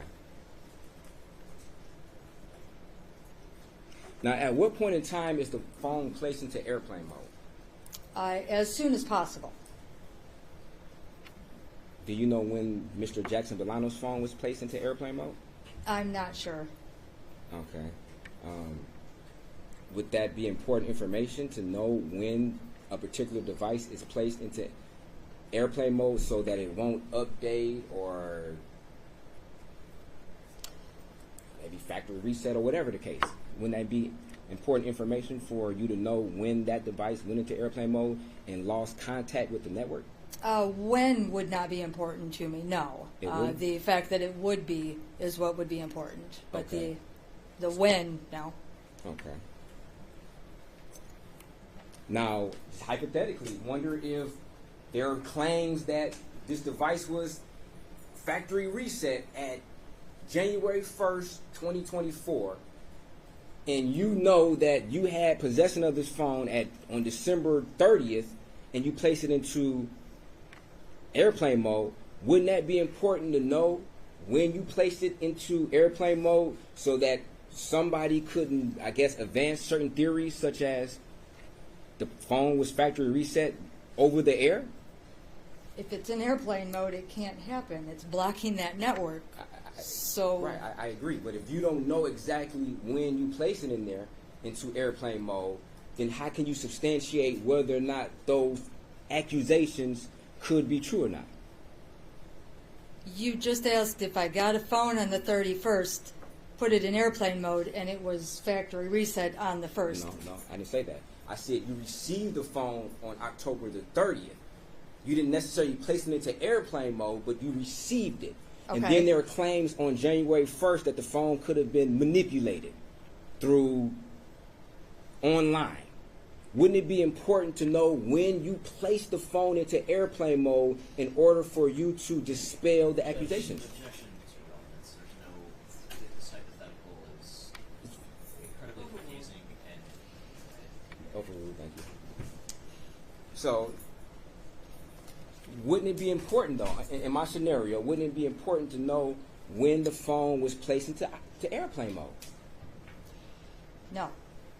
If I receive a phone October 30th in your scenario, if that phone is not already in airplane mode by the detective collecting it, then that's the first thing I do. Okay. So if on January this phone has been manipulated, then it wouldn't be able to be manipulated like that because I put it in airplane mode. So that's why I can't tell the when exactly. Right, but so what you're saying, is it important to maintain, is it or is it not important to maintain the integrity of the phone after you receive it? Yes. Okay.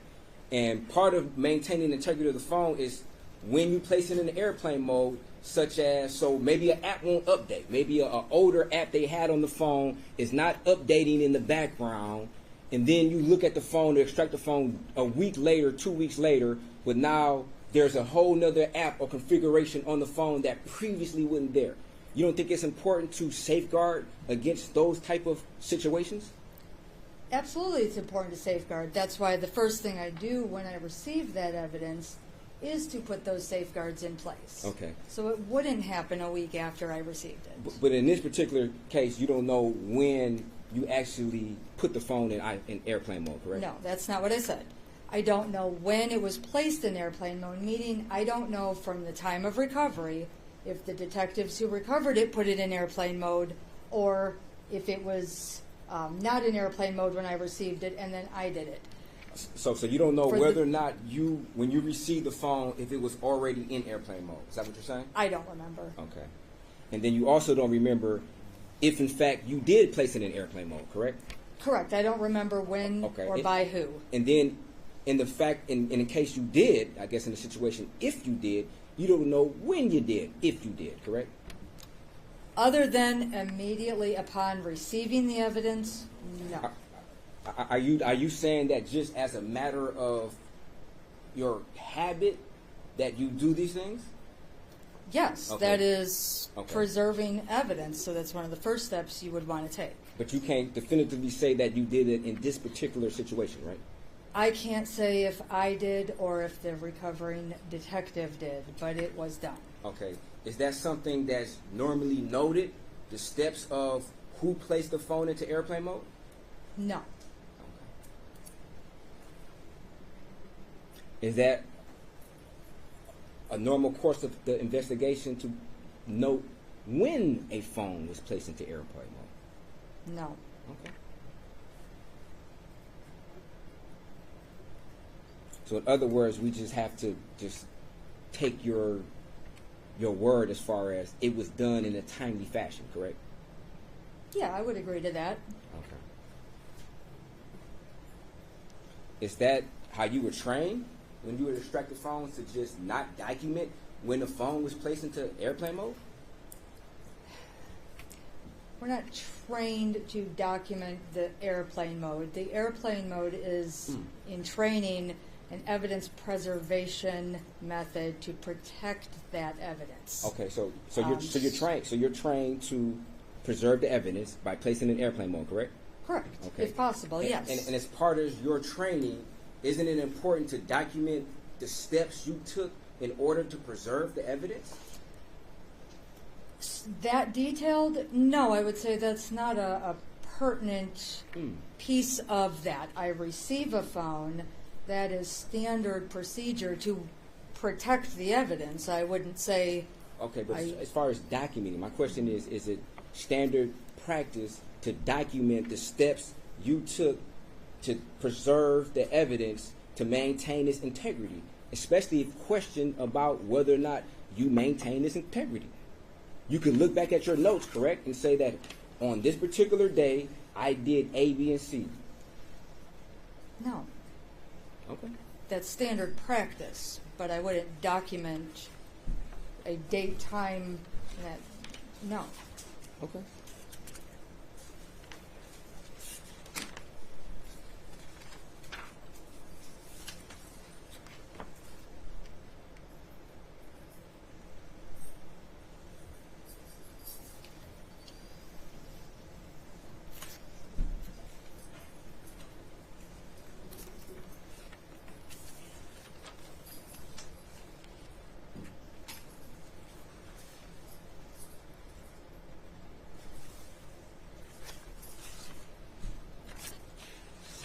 Now, if we could, is this still Exhibit 41? No. Exhibit 41, please.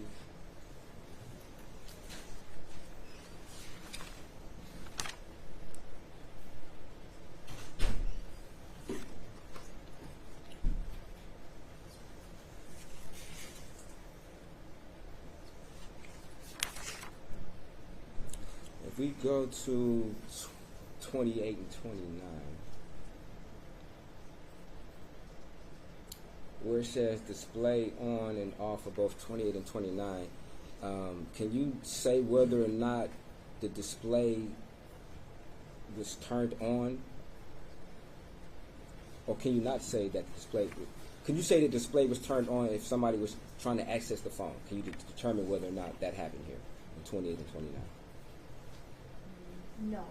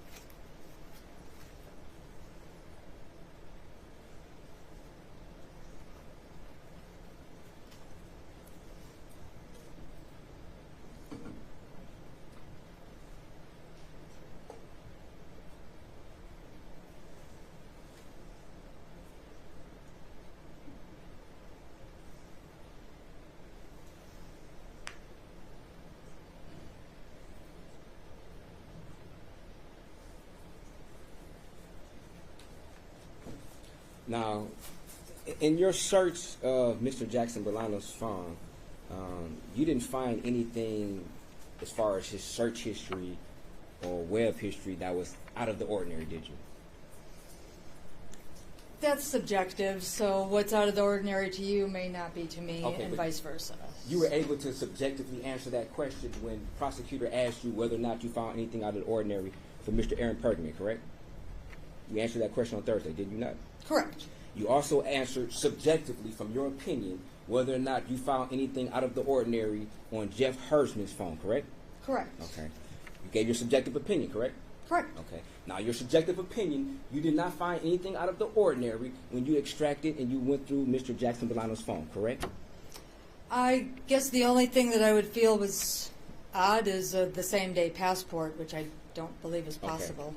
Were you able to look through Mr. Jackson-Bolanos' phone and see that he had searched for airlines that are hiring? Did you see that? I'm not sure off the top of my head. Oh. Did you ever see that he clicked on Southwest Airlines for careers? Did you see that? In the Google or in the search history? In the search history, yes. If you could show me a reference page, I could look at it, but I'm not sure off. You're Through not sure? memory, I'm not going to answer yes or no because I don't want to misspeak. Okay. But you did do an analysis of this phone, though, correct? Correct. Okay.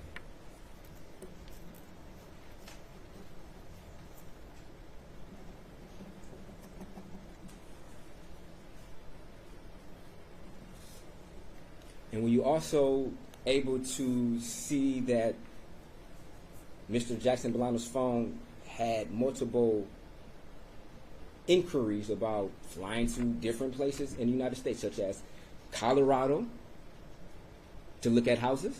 Were you aware of that? I don't remember that.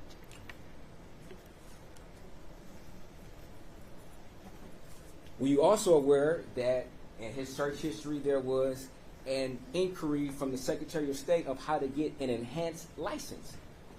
No. You were unaware of that? Correct. I don't remember these specific Google searches or But the internet searches, I will say. But the only search you remember is same-day passport. That's all you remember, huh?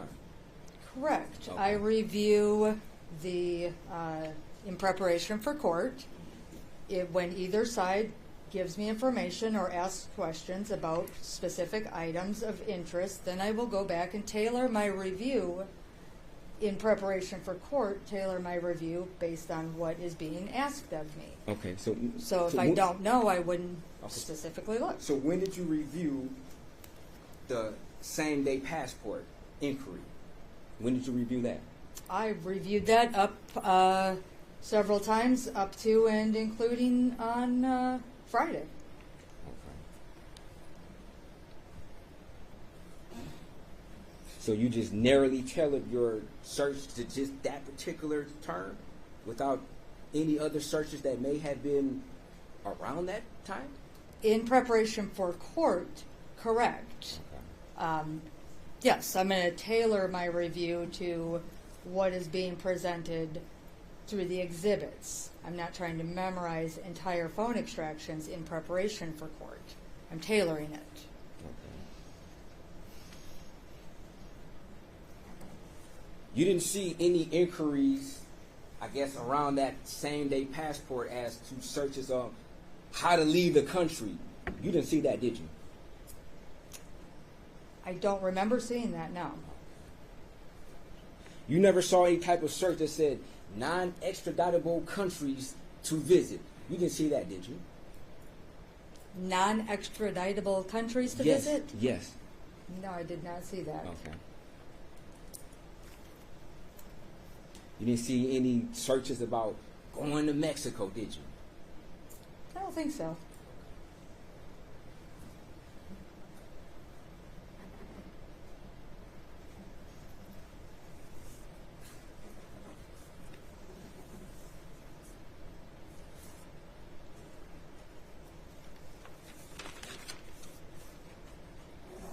Now, when did you first look at this phone to see if this app, this police scanner app, was on there? The physical phone? Yeah, the physical phone, yeah. Oh gosh, that was... I don't know the exact time. I know that I have put it onto my phone to be able to familiarize myself with it months ago, probably December-ish of last year. But when I first looked at the extraction, like if you're asking for a date, I wouldn't be able to tell you. Okay. And do you know approximately how many downloads this app has from the App Store? You mean total people who download this? Yes. Oh, I don't know. You don't know? Okay. So you wouldn't know if this was a very commonly downloaded app? Not necessarily.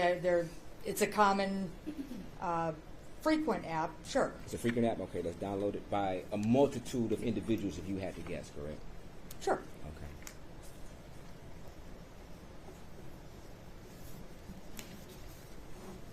Now, is there a reason why you screenshotted this app only on Friday opposed to when you originally did this extraction months and months ago? Yes, I wouldn't normally screenshot specific things on a device itself. I would use the extraction and review from there. And then if I want to look at something from that extraction, I'm not going to go back to the device because that device is still being secured in police custody. Okay. I'm going to go do a search on a computer or familiarize myself that way.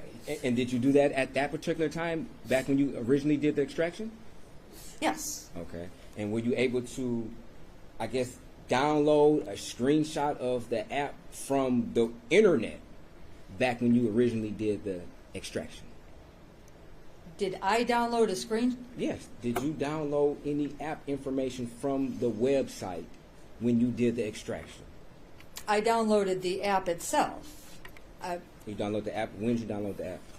Well, that's what I just said. I downloaded it to familiarize myself around December-ish, but December. an exact date I couldn't tell you at this point. Okay. I don't remember, but I did download it a couple of times on my phone. Why a couple times? Because I don't want to listen to a police scanner when I'm off duty, so I took it off of my phone. And then as questions may come up or further review is needed, I can put it back on. But I have no interest in listening to that. Okay.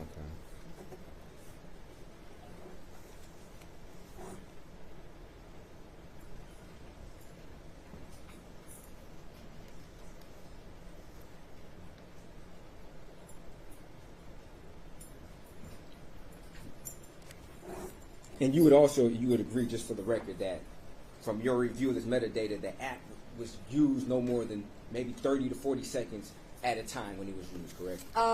Well, there are several lines that there was a few, I guess, less than a minute. I would agree, but I will not agree that each and every one. There's You would agree that 583 entries here. So. And you would agree that a lot of them are duplicative.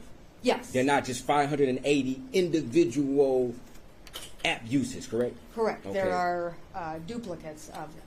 Okay. And you would agree that the majority of these different usage, the individual uses, are very, very brief in time, correct? From your observation. Yes. Okay.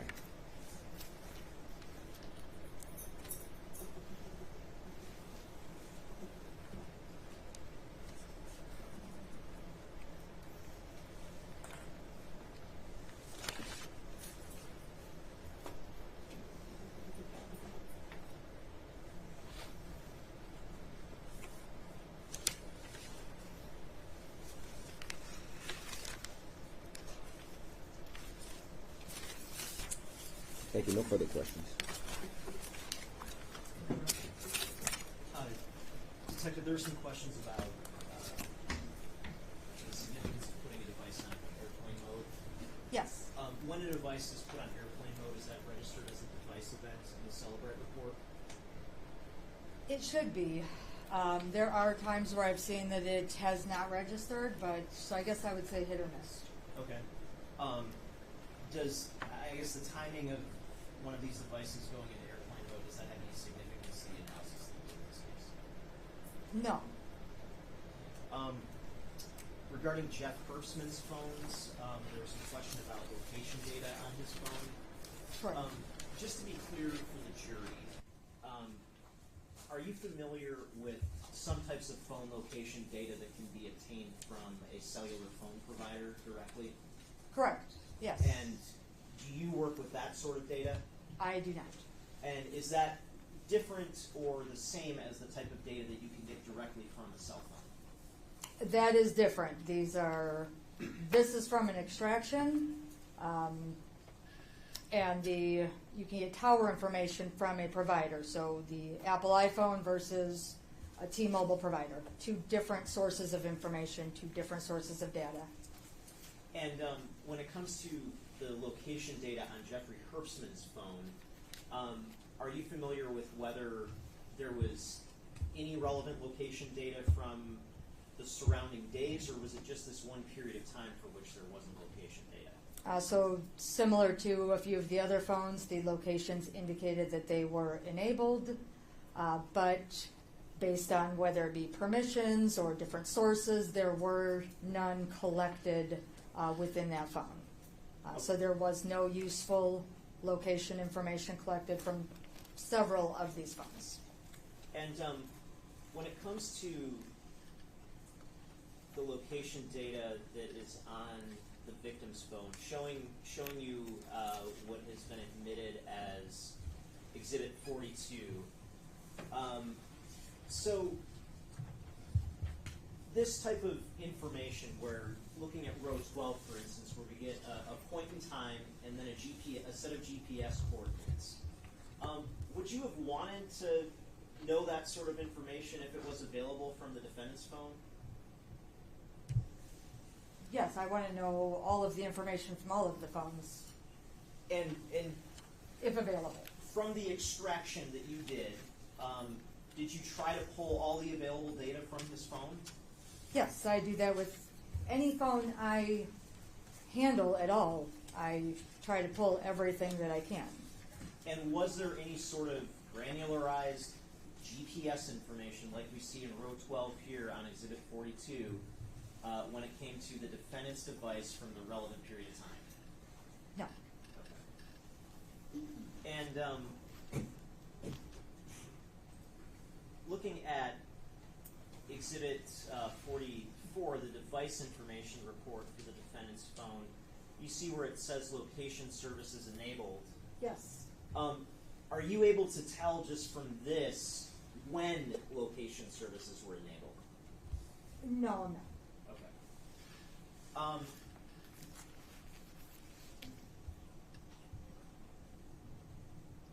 Now, there were some questions about the victim's timeline from her phone, which is, again, back here is Exhibit 42. If hypothetically she had taken photos during this period of time or taken videos, would information about those videos or photos show up in this timeline? Yes, as long as the timeline includes all of those different sources. So we can narrow it down to a specific time frame, and then any activity within the phone would be indicated. If, like on some of them, it may appear to be limited activity, but as long as there's a line entry, I can go into a different category to look for more detailed information if it's something that's needed. But some type of entry should be in the timeline. And are you able, using Celebrate, to recover photos or videos that have been recently deleted? It depends. The media, recovering deleted media can be more challenging, but a breadcrumb or a source would still show. It's whether or not the challenging part comes, whether or not that image or that video is able to be put back together and like played or viewed. That can be hit or miss, but the notation that it was there at one point, there'd be some kind of a sign or that breadcrumb that would still be there. And when a recently deleted video or photo is able to be recovered, is that the sort of thing that would populate in the timeline like we see on Exhibit 42? Yes. Okay. And just to be clear, are you aware of any videos or photos during this time frame when it comes to the victim's device? I'm not from the timeline section, no. Okay. And there were some questions about this police scanner app. And did you familiarize yourself at all with the sort of weather functionality of the app? I did. And can you explain to the jury what the sort of weather feature of the app is like? Yes, so the NOAA is the National Oceanic and Atmospheric Administration. That is the source of the radio or scanner for the weather sources, and that is an automatic and continuous automatic loop that says the weather in particular geographical locations. I did also go to the app itself on my phone because I cannot look in this phone, but on my phone, and I found limited sources, weather sources for Michigan. So I did not listen to every weather station that was available. I did check for the Michigan locations. And so is the weather functionality like the typical weather app on an iPhone where you look and it just lists out a location and the temperature and the weather conditions, for instance? No, this is a scanner app. So this is scanning for broadcast. There isn't any visual radar picture or anything to look at on a scanner app. It's just playing a continuous loop that's an automated voice that just tells the weather over and over and over again in certain geographical locations. Okay, and when you opened up the phone as depicted here on page 3 of Exhibit 124, did you see anything about the weather pop up? No. And what was it that was visible when you opened the phone? So I can tell that the last scanner radio station that was playing was the Detroit Police Dispatch. Thank you. Nothing further. Now, backwards. You stated that you were able to find limited sources for Michigan weather, correct? Correct. Which means that you found some sources for Michigan weather, correct? Correct. Okay.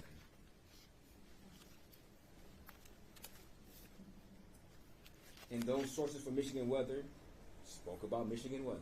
That's a fair statement, correct? Not in the generic sense, no. In the locations, geographical locations they were programmed for. Right, exactly.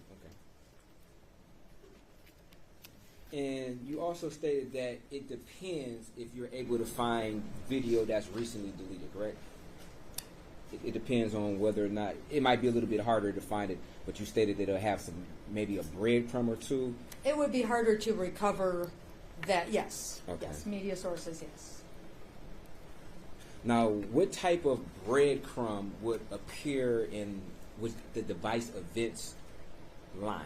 What would it say that would, I guess, signal you to look further for a possible deleted video? So nothing in the device events line. Okay, wouldn't okay. So if somebody uses their camera, would anything appear in a device events line?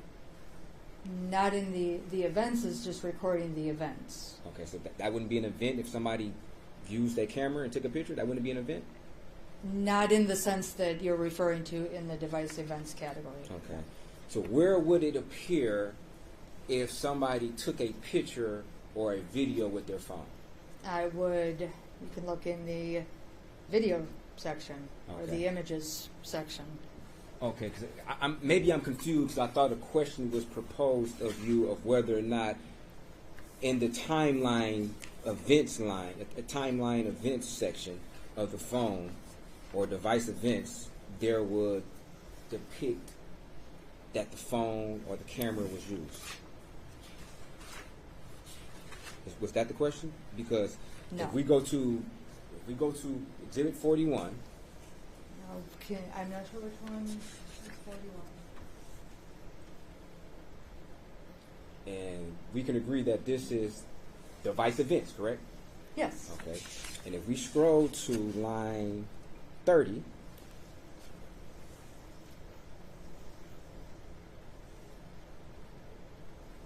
it indicates the camera state was on, correct? Correct. Okay. So maybe I was confused, but I thought that you indicated that in this device event, if the camera was actually used to take a picture, it would be depicted in these events. That's not true? You were confused, sir. Okay. We're talking about, this is device events. Okay, yes, I know. Right. Yes. Okay. Okay. So just to be clear, if the camera was used at this particular time, there would be nothing in this readout or this exhibit that would indicate that the camera was actually used, correct? Not in device events. Okay. You would have to go to another portion of the phone to see where the videos are stored at and then check through there, correct? That would be one location. Okay. And if the video is deleted from that particular section, would it have like a cookie or would it have a partial file? What would it have in, I guess, any location, or maybe specifically that location? We'll start there first. What would it have in that specific location that would indicate that there's a possible deleted video or picture? Oh, well, it wouldn't have a cookie. It could have so that's a file system change in some way. So if a picture or video is deleted, there's still going to be indications in a file system that it was taken.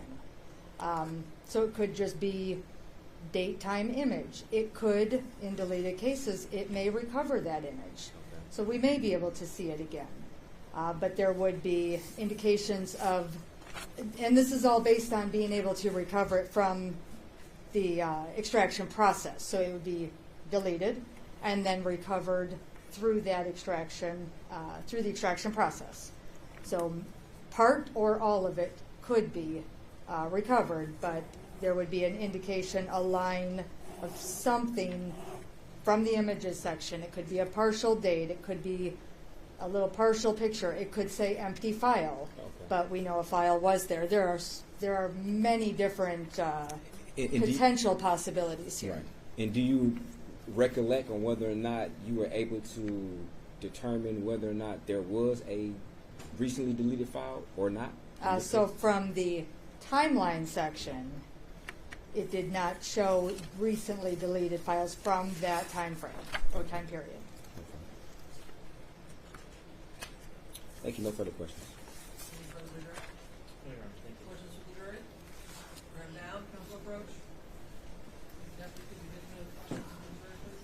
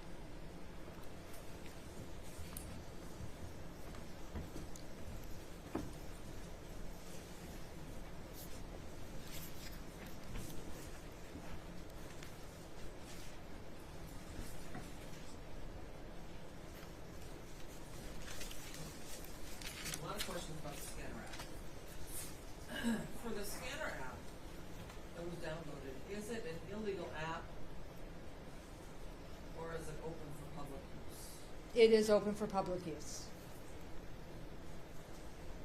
And could the scanner app usage be shown as brief if it plays in the background? It could be, but there are a lot of cases where we're showing a launch and a close. And I think this is similar question. I think it's pretty much the same. Does the police scanner app work in the background and not require the app on the main screen of the phone or frequent user input? So it would, it can play in the background. So if I had it open on my phone, I can close my phone. If I don't close that app, then it is still going to be playing in the background and I can still hear the audio from the background. But when you see an end time, An end time would indicate an end time. Closing. close. Correct. App is closed. Yes. Okay. And do you know of any reviews of the Scanner Radio Deluxe app from the time preceding the purchase of this app by the defendant that speak to its typical or potential use, if you know? I'm not sure. And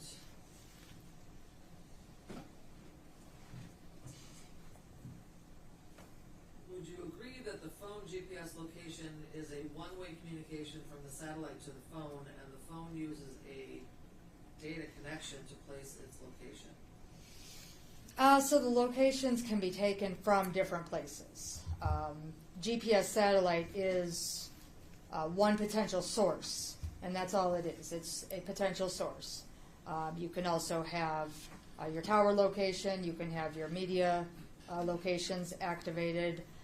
It's really up to user preference, but GPS is one potential source. And can a device update itself while the device is powered off, regardless of if it's in airplane mode? Not if it's powered off. For updates to take place, a device has to be on and connected to the internet for any type of update or activity to take place. Any further questions based on those? No, Your Honor. Mr. Brown? Yes, just briefly. You stated that, based upon your analysis, that the app appeared to be open and closed down, correct? Correct. Okay. And you would agree that GPS location is more accurate than cell phone location as far as being able to pinpoint a more of a precise location, correct? We're talking GPS versus towers? Yes. I would. Okay. And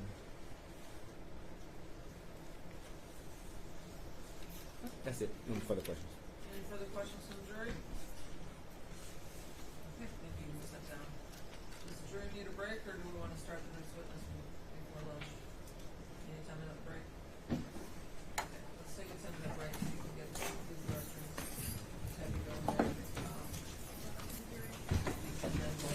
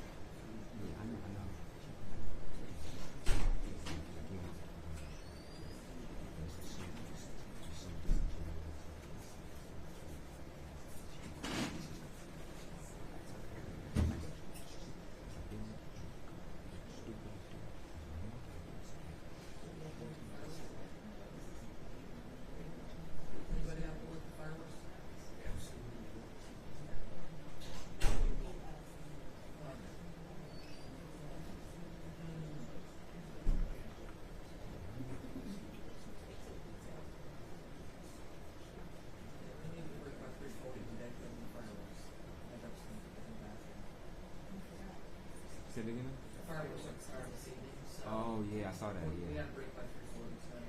Okay. Yeah, and close Make sure stuff we down. do that and get out of here on time tonight.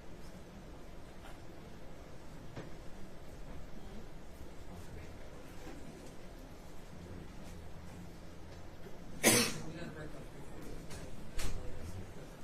Right here. We'll see where the witnesses are.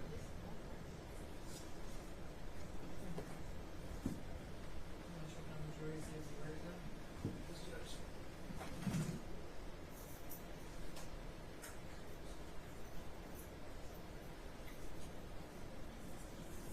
The informal business.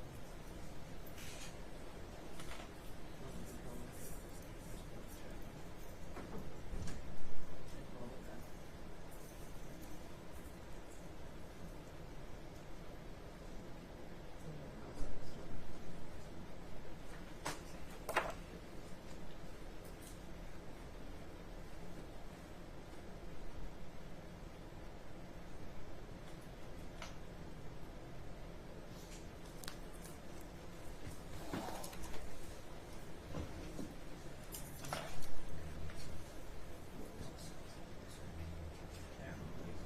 Okay, ready to go? Okay.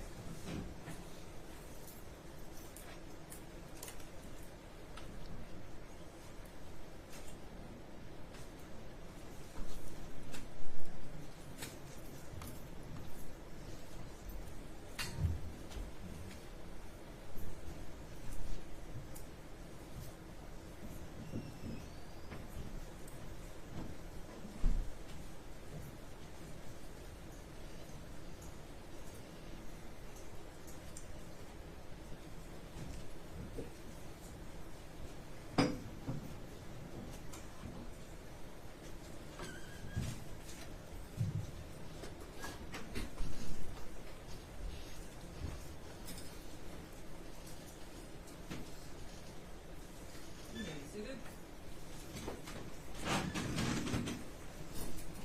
Recalling case number 24-000-535, People versus Michael Jackson-Bolanos, appearances. Good morning, Your Honor. Ryan Elsey for the people.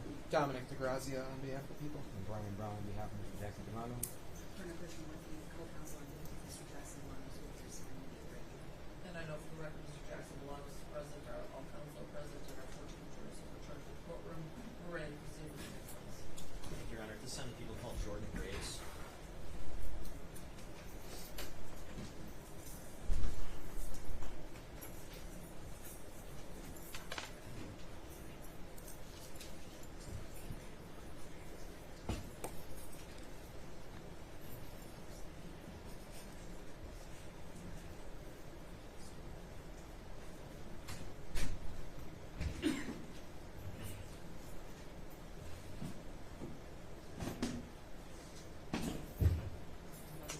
Do you swear to affirm to tell the truth, the whole truth, and nothing but the truth?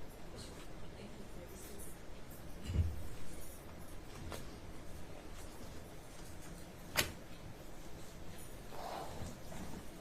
Good morning. Please pull the mic close to you and state your name and spell it correctly. Everybody hear me? My name is Jordan Graves, Jordangrav is in Victor, E.S. Thank you, Your Honor. Sir, could you tell the jury what you do for a living? I am a senior digital forensic examiner at the FBI. And what do you do as a senior digital forensic examiner? It's my job to acquire data from evidence items, evidence material, to analyze that data, make it reviewable, searchable, categorized, and allow investigators or other interested parties to review that data. From there, I would produce reports of data of interest and then potentially give presentations on those findings like I'm doing today. And how long have you been doing that sort of work for the FBI? I've been involved in the forensic examiner program in general since 2013. And what sort of training and education do you have to do the type of work you do? So prior to my involvement in this program, I earned a master's degree in media forensics from the University of Colorado at Denver. Upon entering the program, anybody that enters in as a trainee, so an examiner that needs to go through some training. That training includes over 400 hours of classroom training, as well as additional certifications and tests that need to be passed and gained in order to proceed, as well as some practical exercises as well. So many, many hundreds of hours of training, hands-on and in the classroom. And when it comes to the field of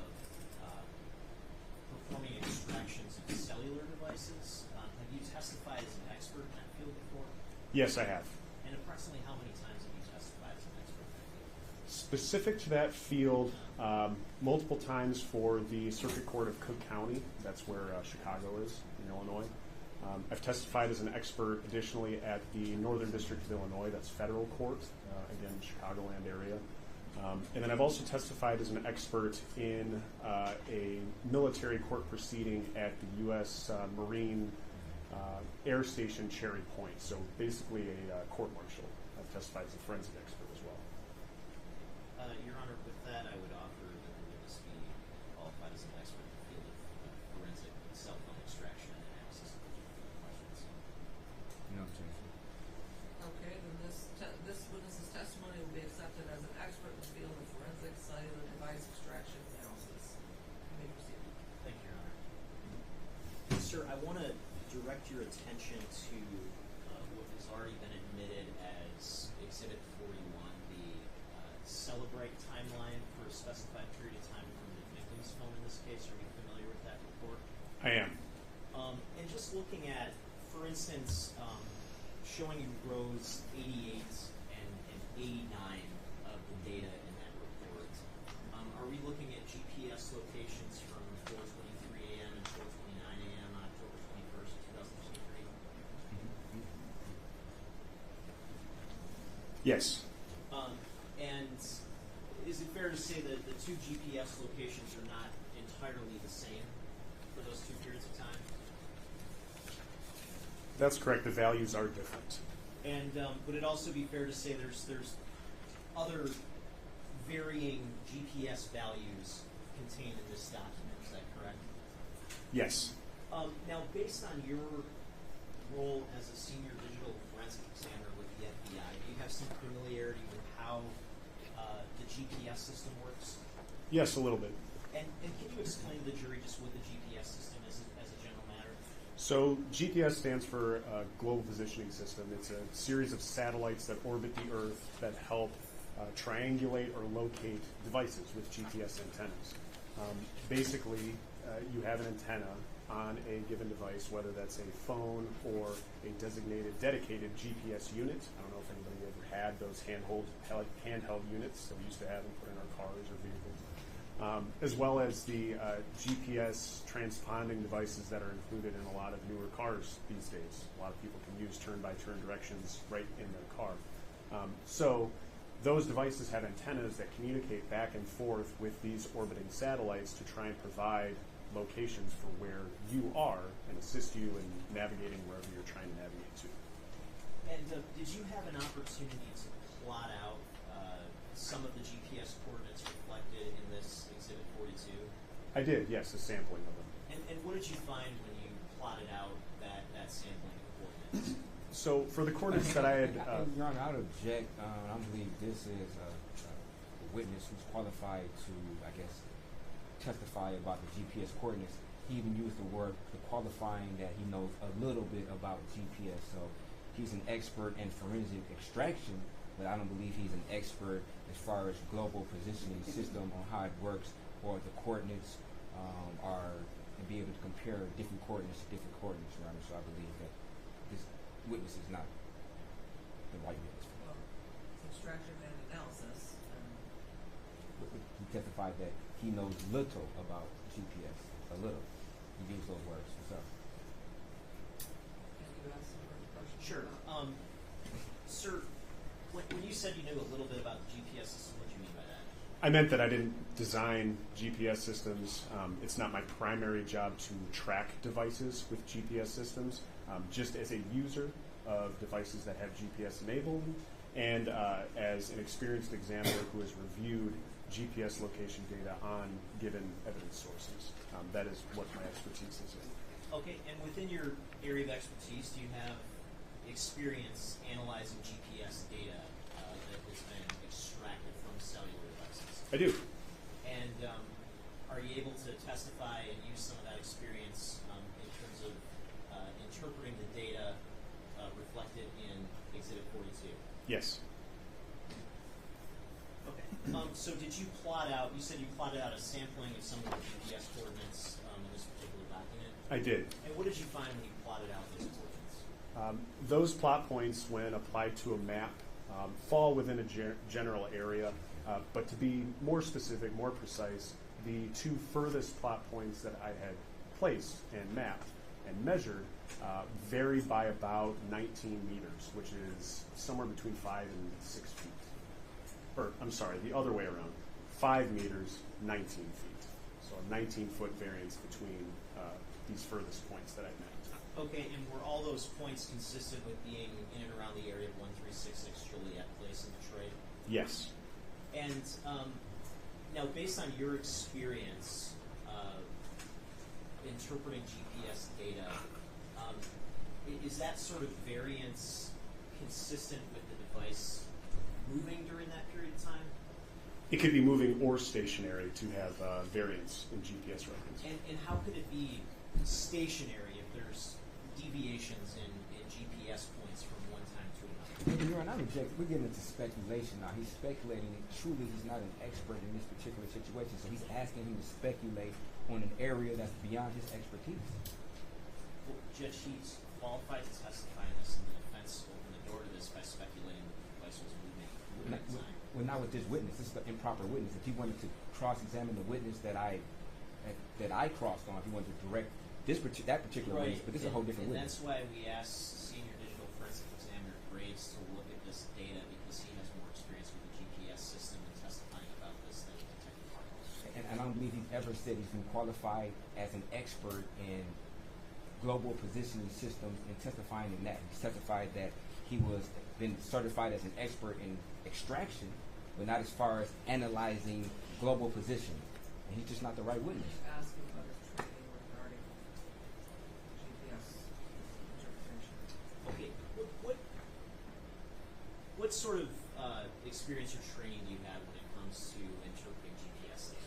So, as you can imagine, with mobile devices being on people's persons or being in people's vehicles, location data is very prevalent with the evidence that I've worked on in my career. We're talking about many hundreds of requests for assistance, all of those requests constituting potentially multiple evidence items. So thousands and thousands of evidence items that I've examined personally. Many of them contain some kind of a location aspect. And many times the location information is significant, at least as communicated to me by the case agent or whoever's requesting that assistance. So I do have a lot of work experience working on evidence data, specifically looking for location data, providing that data to the requester or the investigator, as well as plotting that data out using a readily available service like Google Earth or Google Maps. It's fairly simple and straightforward to enter in latitudes and longitudinal values in those fields and then to see where those plot points land. It's pretty trivial process. And Judge, I just state that despite that impressive dialogue that he just stated, that he didn't indicate none of his training, whether or not he was certified or any type of outsources that he was ever qualified as a witness, as an expert witness. He stated that he has done it in the past. Yeah, I was planning on asking a question. So, when it comes to the training that you've had with the FBI, does any of that training specifically address anything having to do with the global positioning system? Yes. And can you elaborate on that? So some of the training that we receive provided by the FBI covers and deals with locations and how location data is recovered from evidence items and how it should be interpreted. In addition to the internal training provided by the FBI, there's also external training that I've attended which includes training provided by an organization called the SANS organization. It's a tool neutral, vendor neutral organization that provides training to folks in the public sector and the private sector on a variety of different informational technology aspects. So security, forensics, incident response. One of those courses is an advanced smartphone or mobile device forensic course. It's 6 days long, work all day, and you have a certification at the end, which I've earned. And as part of that training, some of the objectives of the training days include recovering and interpreting location data. As part of your experience recovering and interpreting location data, and as part of your training when it comes to location data, have you ever encountered situations with very small fluctuations in GPS data, like the example that we have here in Exhibit 42? Yes. And can you, I guess, can you explain what your experience is in sort of interpreting those sorts of small deviations in GPS data? So based on my training experience, GPS records come with an inherent margin of error, right? It's not going to be accurate down to the centimeter or to the inch necessarily. There are a whole lot of variables that come into place when GPS records are produced. The system itself is a series of orbiting satellites around the Earth that are constantly moving and trying to connect to however many devices are using those satellites. The devices themselves may be moving or may be stationary. The Earth itself is orbiting the sun and rotating. And upon the Earth, the devices in question may either be, may either be in an open field or somewhere without much man-made or natural obstruction, or the devices could be residing somewhere where there might be more natural and man-made obstructions. So mountain ranges, large buildings, poured concrete and rebar, all of these type of places, all these types of structures that are on the Earth's surface can obstruct GPS signal to satellites. And so hypothetically, if you had GPS data from a device that was perfectly stationary over the period of 5 hours, would you expect that GPS data to be uniform for that entire 5-hour period? In a real-world application, I would expect the GPS records to potentially fluctuate at least a little. Now, in terms of your extraction and processing of data when it comes to cellular devices, what sort of computer program do you use to process data from a cellular device?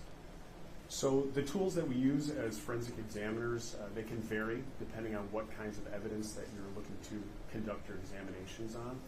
Two of the more popular ones, not just for the FBI, but across the forensics industry, we're talking about other public sector groups as well as private sector entities, include Celebrite, the Celebrite suite, and Axiom. Axiom is a product that's made by a company called Magnet Forensics.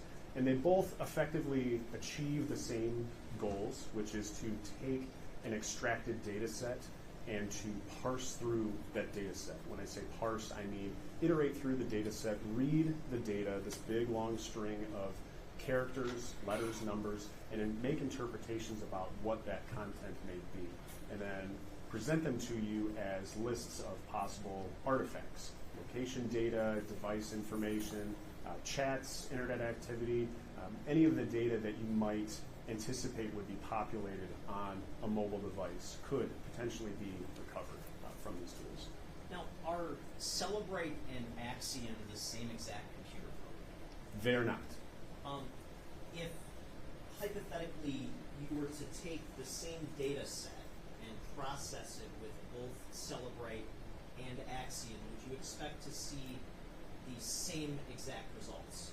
I would expect the results to be largely consistent with each other, with the possibility of some minor changes between each two resulting data sets, because you have to remember these tools are developed by separate companies, written by separate engineers using separate coding language, and they're private companies. They're trying to make money, so the interest in them is maintaining their intellectual property, maintaining that code. I don't even get to see that code.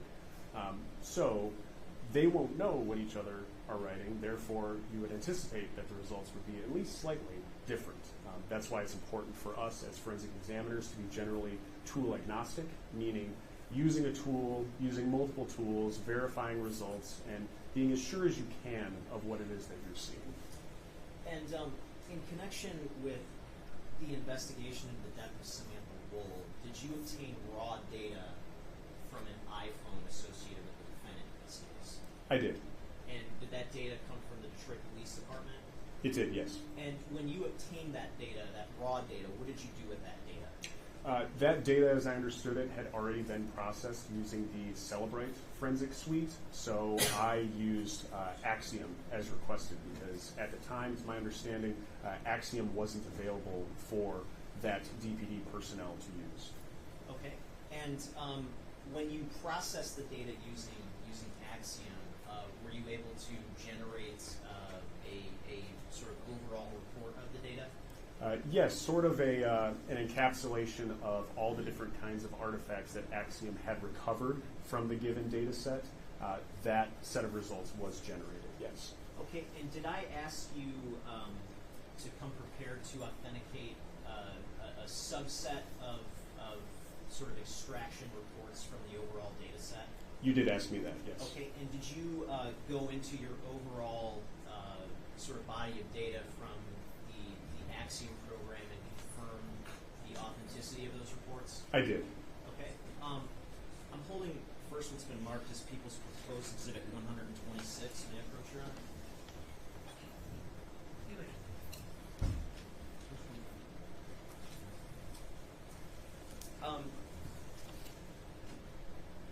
Is Proposed Exhibit 126 a report that includes some information about certain app installation data?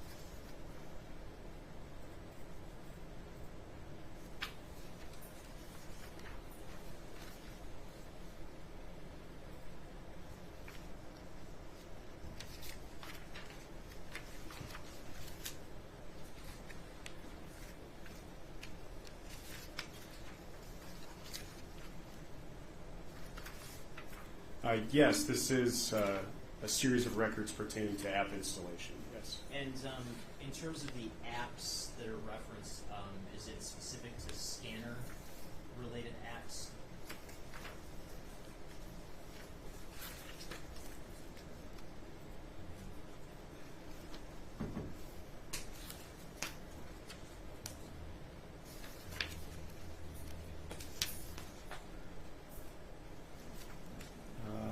Yes, they all, based on package name, they all have a scanner or a police scanner, that sort of language in the name of the app package, yes. And again, if you were to go back into your sort of overall report from Axiom and pull that same document, could you do that today? Yes.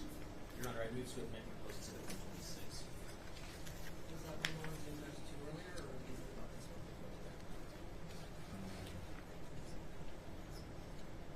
Yeah, I think it's the previous objection. It's the same objections. Okay, well, it'll be admitted subject to the prior objection, right?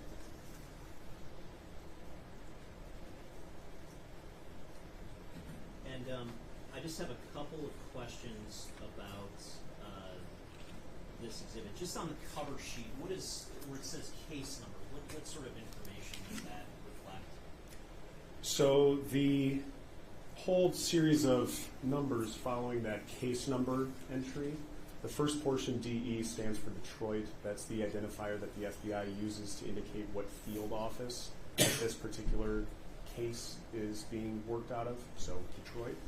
The following 7 numbers are a unique number assigned to a given case. So using that DE and then those 7 numbers, that would tell you which case it is that all this information pertains to. In this case, it was an assist to local law enforcement.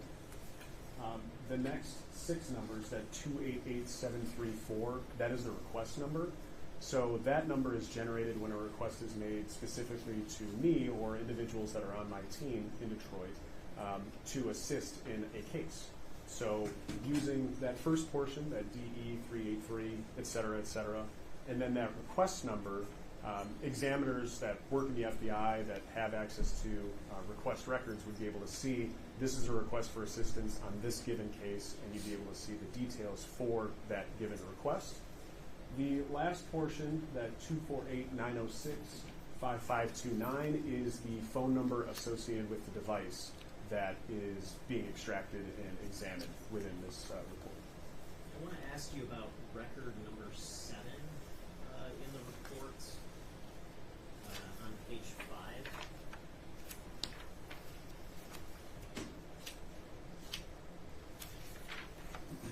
5. Okay.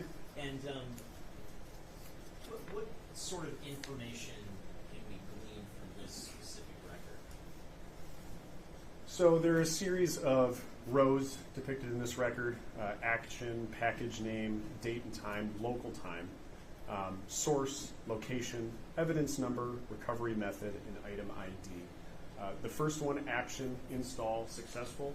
This is the generic summary provided by Axiom of what a given event is. So a successful installation, as Axiom is reporting. For package name, this is insight into what app is actually being installed. That com.radio.police.scanner.scanner is going to be the information of relevance or of importance, telling you what sort of application is being installed. Date time, local time, that is the date and time that the application was installed.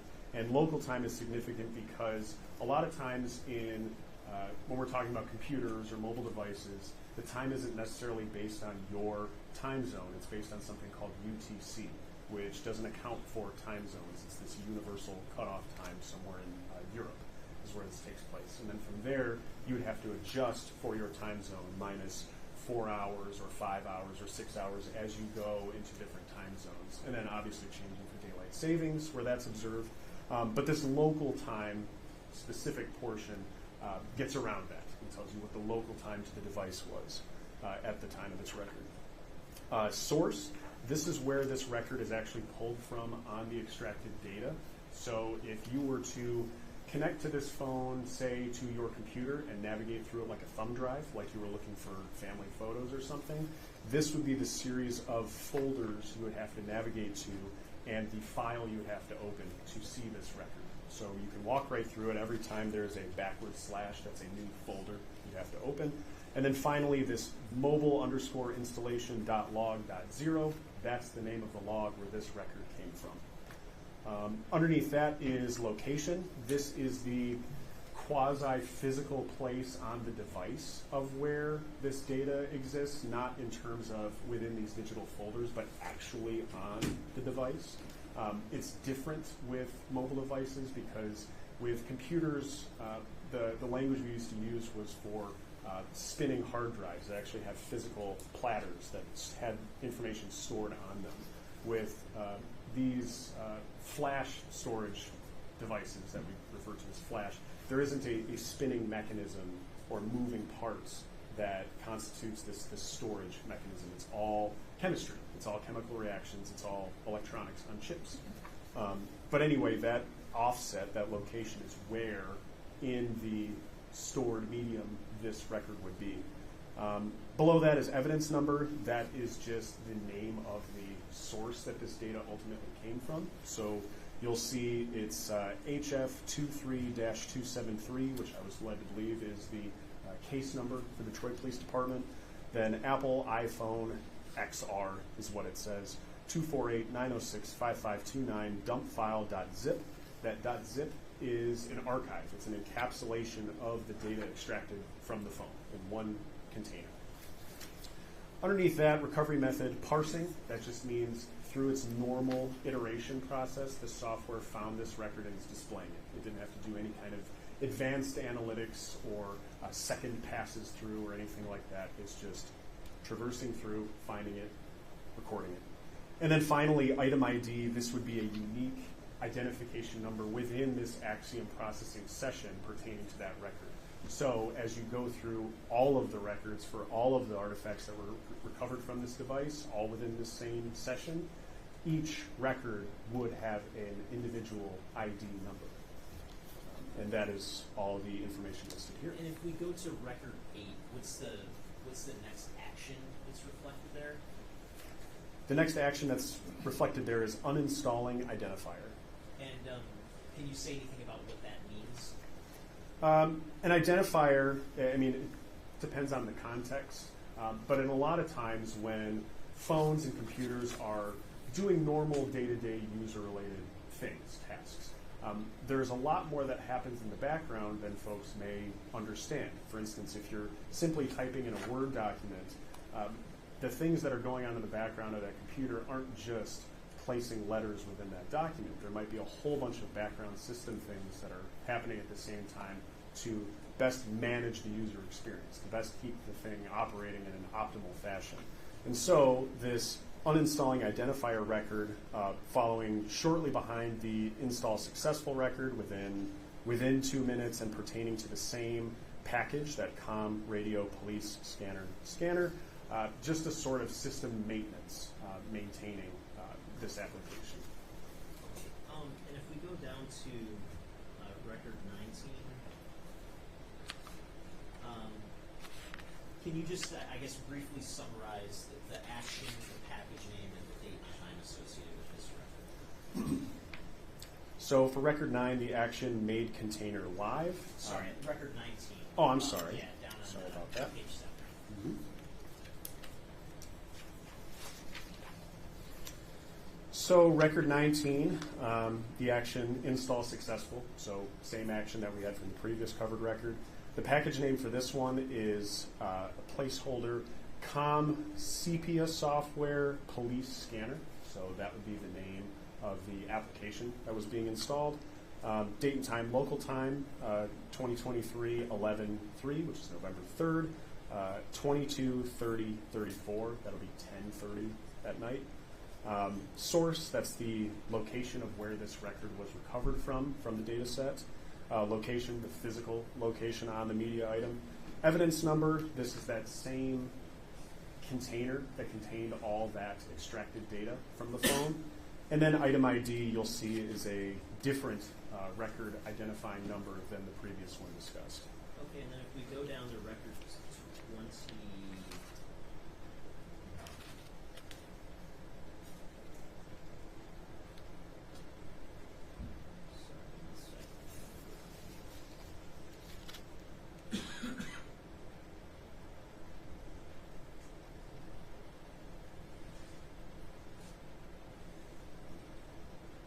If we go down to record 24,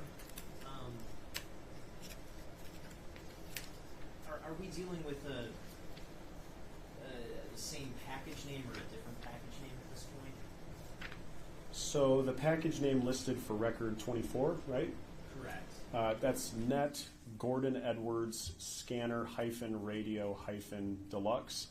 That's not a package name that's been discussed previously by me. Yeah. Okay, and so how many package names relating to scanners have we discussed so far? So this would be the third one by my count. Okay, and what's the date and time associated with this particular action in record 24? Record 24, the local date and time for this made container live entry is 2023 November 3rd, 23:57:56. So that would be 11:57 p.m. All right, and did I also ask you to authenticate a document pertaining to some internet search history? You did. And I'm holding. Council, I think we're at a good point to break for lunch and come back. I'm sorry, but it's already 10 after 12. This will just take a few minutes and I'll be done. Okay.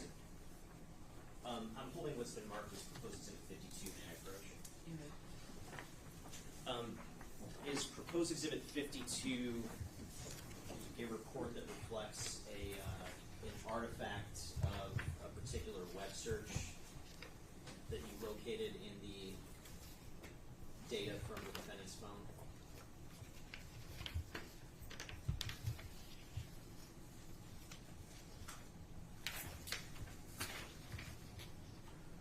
Yes, this document details web searches that were recovered from this given phone data set, yes. And again, if you were to go back into the overall extraction from Axiom, could you generate that same document today? Yes.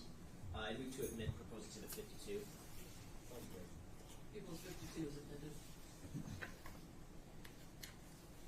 admitted. And if we scroll down to page 4, record 1, could you indicate what the search term was associated with this particular record? So the search term, which would be the phrase, the term or phrase or words that were entered by a device user, is blacklight sees what? With a question mark at the end. And is there a particular date and time associated with that search term? There is. And what is the date and time? The search session start date and time is 10/30/2023, so October 30th, 2023, at 2:19:18 a.m. UTC. So this goes back to what we were talking about before, where information may be stored either with a local time or in UTC, where you would have to manually account for that time difference based on time zones. Okay. And are the other records contained in this exhibit duplicative with this record?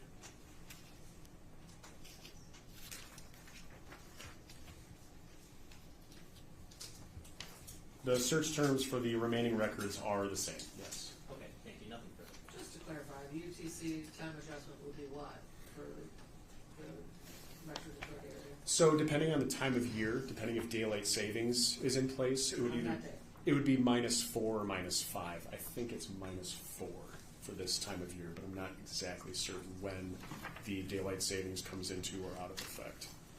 I'd have So to that double would check. be either So you'd have to subtract 4 10, hours. 10 or 9, 18. Right, of the previous day, yes. I just wanted to clarify because no one ever said what the time was. Is your cross going to be lengthy? Do you want to wait till after lunch? Okay. Sorry, we're going to break for lunch. Understood. We're going to break for lunch. It's almost 12:15 right now. We'll come back at 1:45. Recalling case number 24000535, Pete versus Michael Jackson-Bolanos and Garrison. Good afternoon, Your Honor. Ryan Elsey for the people. Dominic DeGrazia on behalf of the people. And Brian Brown on behalf of Mr. Jackson-Bolanos. Good afternoon, Judge. I'm Kristen Market here in this co-counsel on behalf of Mr. Jackson-Bolanos with your immediate right. And I know for the record, Mr. Jackson-Bolanos is president, our council president, unfortunately, returned to the courtroom. We're ready to continue. The FBI expert will go on the statement.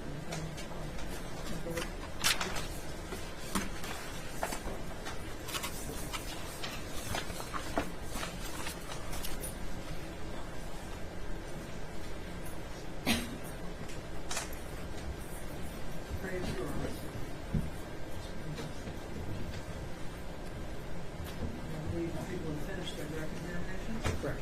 And they're ready.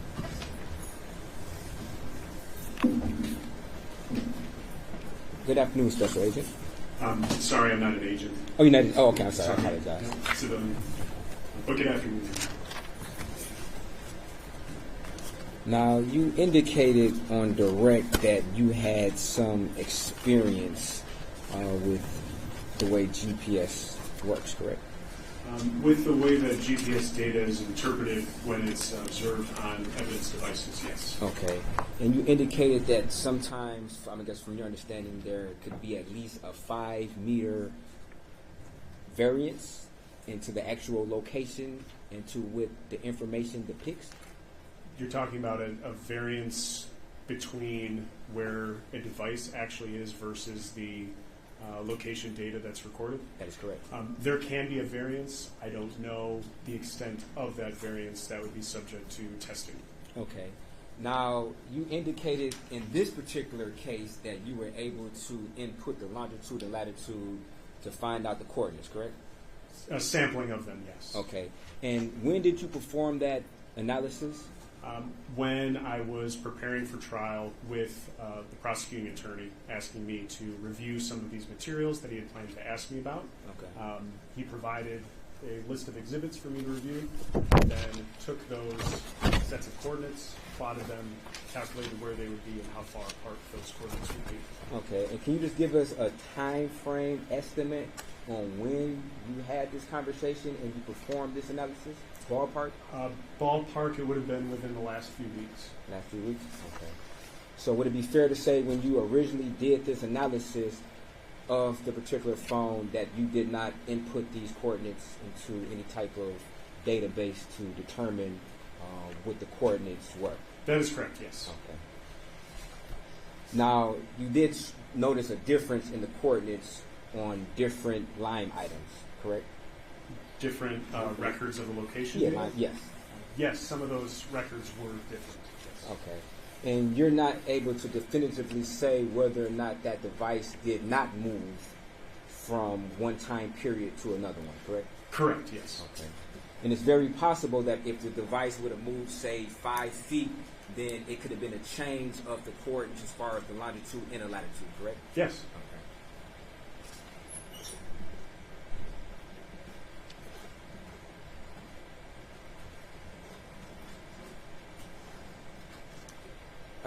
And you also, I believe you indicated there's a margin of error as far as in the GPS coordinates?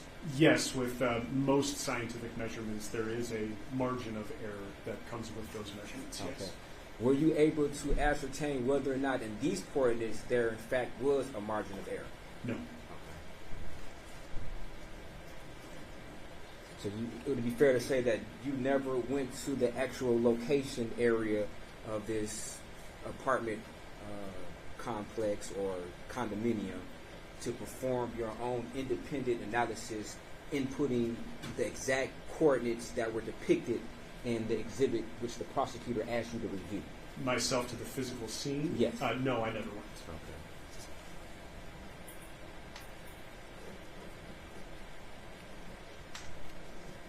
So would it be fair to say that when you inputted the coordinates, all you were able to ascertain is that it was in the general area of a particular address? I was able to ascertain that the specific latitude and longitudinal records recovered from the phone corresponded to specific locations geographically, but not confirming whether or not the device was stationary or in motion. Okay. And you weren't able to, I guess, determine where exactly, as far as inside of the apartment complex, those longitude, latitudes would have corresponded to, correct? That's correct. I did not do that. If you were able to go to the scene and do an independent analysis as far as inputting these particular longitude, latitude, and being inside of the apartment, would that have gave you a better, I guess, opinion of whether or not these coordinates could have been accurate and, whether or not these coordinates could have been accurate? It depends on the conditions of the test, but it certainly could have improved that a confidence of a finding one way or the other, for sure. And also, if you'd have done this analysis, would you have been able to have more of an opinion on precisely where this device would have been in relation to the coordinates, as far as would have been closer to the door, the back door, would have been closer to the front door, etc.? Again, it depends on the parameters of the testing, the experiment. Ideally, for an experiment like this, as you're describing, you would want a device of the same make and model. You would want as many of the same factors as possible as it comes to software versions, tools used. Even time of day and time of year could be a factor, depending on climate, depending on rotation of the Earth, positioning of satellites. But if you were able to control for as many variables as possible, then yes, you could find potentially more accurate information. Sure. Oh, okay. Were you ever asked to perform any type of independent analysis at the particular scene with a similar device or a device of any sort? No, I was not. Okay. And if that analysis were done, it would be by the request of law enforcement and or the prosecutor, correct? It would be at the request of whoever's making that request. Okay. If the request for examination is valid from whatever party it comes from, and if there is a valid legal authority backing up that request, then I can do requests of examination on behalf of virtually anybody. Okay. And it'd be fair to say that you just wouldn't independently say, I'm going to go over to a location and do my own analysis without first getting the authorization and being requested to do so. Self-deployment like that would be very inappropriate. Yeah, Okay. I wouldn't do that. Okay.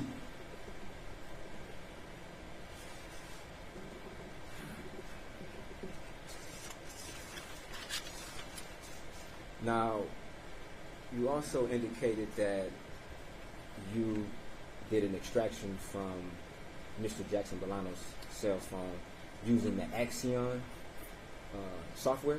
So I didn't perform the extraction of the data, the collection of the data from the device. I was provided with that data set, and then I processed that data using Axiom, A-X-I-O-M, as in Montana software. Yes. Okay. And that's indicated that's a little bit different, I guess, in some respects than Celebrite, since they're both their own independent companies and they have different type of, I guess, coding features in order to analyze the extracted data? Yes. Yes, it's different. Do you use Celebrite? I do. Okay. Did you use Celebrite in this particular instance when you analyzed the previously extracted data? I believe I use Celebrite, specifically the timeline function for this particular device. Okay. I'm not sure what versions of Celebrite were used by other personnel, but I did have Celebrite available to me, and I did process with Celebrite as well. So is it common in your experience for an individual who uses Celebrite and a person who uses Axion to have different results as far as the analysis, such as maybe web search history? It depends. It depends entirely on the device, depends on the applications that were being used, depends on the artifacts recovered from that application, because again, as an examiner, I can use the tools, but I can't exactly check under the hood to see how these tools work and how they run. So the way that they interpret data can be different from each other. Sometimes they're exactly the same and they correspond exactly. Other times there are slight differences. But being able to use more than one tool, being tool agnostic, as I discussed before, and making those comparisons, verifying those results is a pretty essential part of my job. Now, when you do analysis of, say, for instance, Google searches, do you then compare if a Google search with a possible web history to see if that same item that is depicted in the Google search also is illustrated in the column under web history or, yes, web history? I'm sorry, I'm not quite following what you're asking.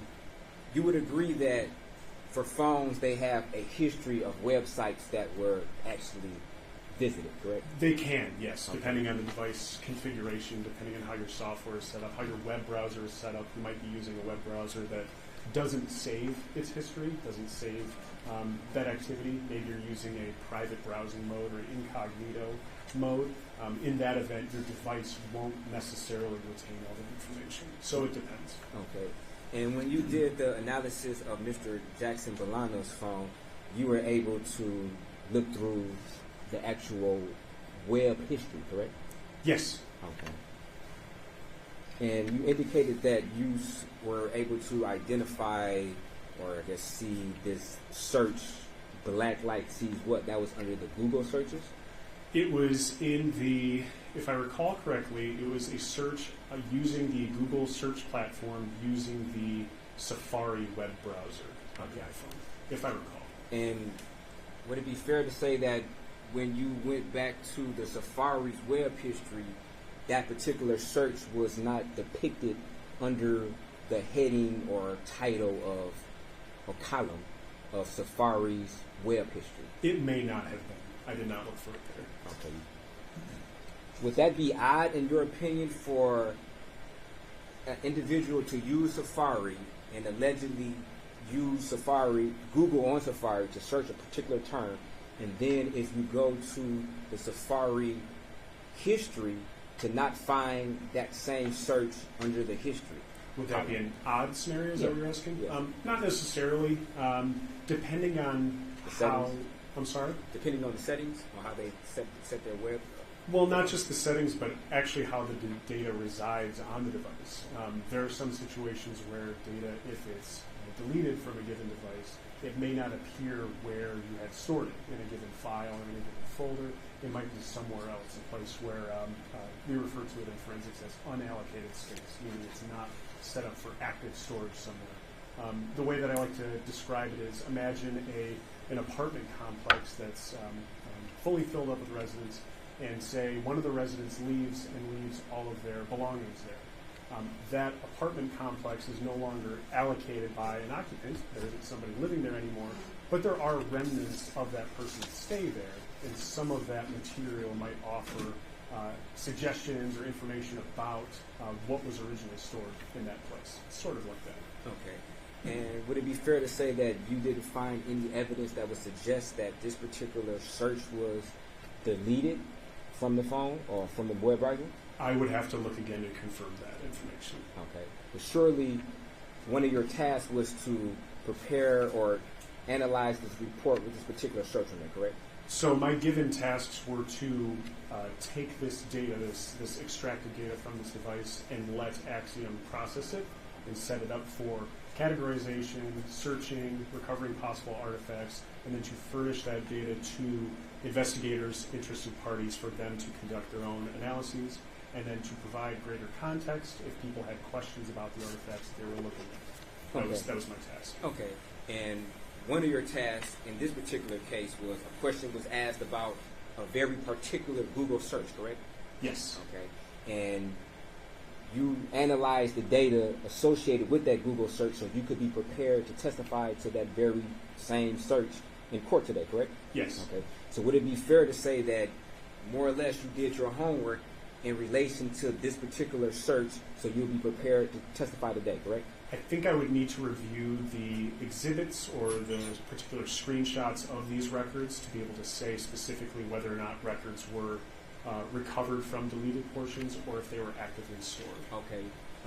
That's not a question that the prosecutor asked you, if whether or not this particular search was deleted or not? Are you talking about on direct?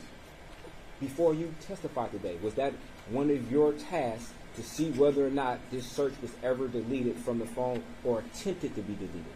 It was a discussion that we had about how devices can manage data, about how data can be deleted and what that might look like, and how softwares may recover deleted data.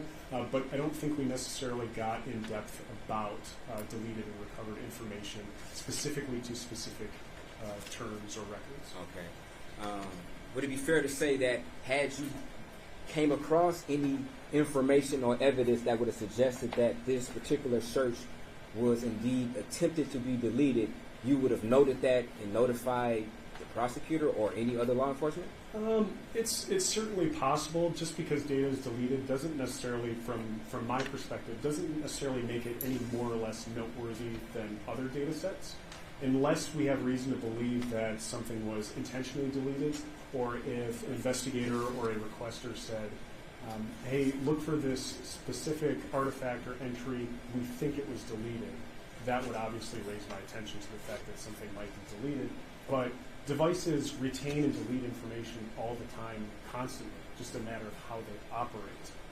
If you think about the way that CCTVs and DVRs work that are recording video, that oldest video that can no longer be retained because it can't fit is constantly being overwritten every second, every minute, every hour. It's just how the devices work. So something simply being deleted doesn't necessarily make it important or not. Okay, fair enough. And you said just the fact that it's deleted it wouldn't, I guess, raise your suspicion unless you had reason to believe that it was purposefully deleted, correct? Not even necessarily if it was purposefully deleted. If it was data of interest that was deleted, that might be of interest to me. Okay. If I was made aware of that, but even if something was deleted intentionally, that doesn't necessarily mean it's that valuable to me. My job as a dispassionate scientist in this whole process isn't to lead investigations one direction or another. I don't get paid for convictions or acquittals. I don't have any sides in this aside from bringing data out from the evidence and making it available for others Sir. to do their review. Thank you. So I just want to be clear because I thought you might have said if it's a particular subject area of importance that you're investigating or you're analyzing, it wouldn't raise your suspicion unless you had reason to believe that that particular area was purposefully deleted. Like, you did not say that? I'm sorry, I'm not understanding. Okay. If there's a particular area that you are analyzing or a particular search term that you're analyzing, you indicated that your suspicions would not be raised unless you had reason to believe that that particular search term was purposefully deleted. Is that correct? I mean, if data was deleted and that data was data of interest, then yes, I would make note of it. Okay. So in this particular case, you had a very specific term that you were analyzing, correct? I had a term that was brought to my attention after the analysis was complete, yes. Okay. And after the analysis was completed, when that particular term was brought to you, you didn't come across any evidence that would lead you to believe that there was a purposefully deletion or attempted deletion of this particular area or term, correct? It's hard when looking through a device data set to determine whether something was deleted because purposeful isn't even the most accurate term. Devices will delete information on purpose, in quotes, all the time because that's how, again, devices work. If we're talking about users directing a deletion command, it sometimes can be difficult to differentiate between a user telling a device to delete something or a device deleting something as part of just the maintenance of it itself. Okay. But again, reviewing the records that were presented, I could very easily check to see if there were any flags or notices saying this was deleted and recovered. Okay. And in this particular case, you didn't see any flags that would indicate that this particular search term was deleted and recovered, correct? I would have to refresh my recollection with the results that were provided. Okay. Do you have the notes in front of you that would refresh your memory?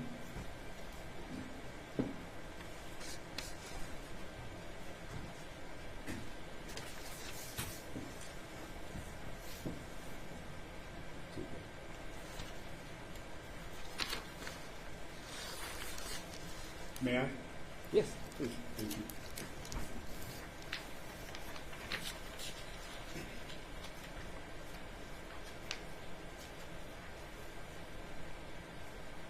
Okay. Can you answer our question? Can you say it again, please? Oh, do you have any knowledge that this particular term was user deleted or attempted deleted? Unclear if user deleted or not, but there is a phrase that's listed in these records.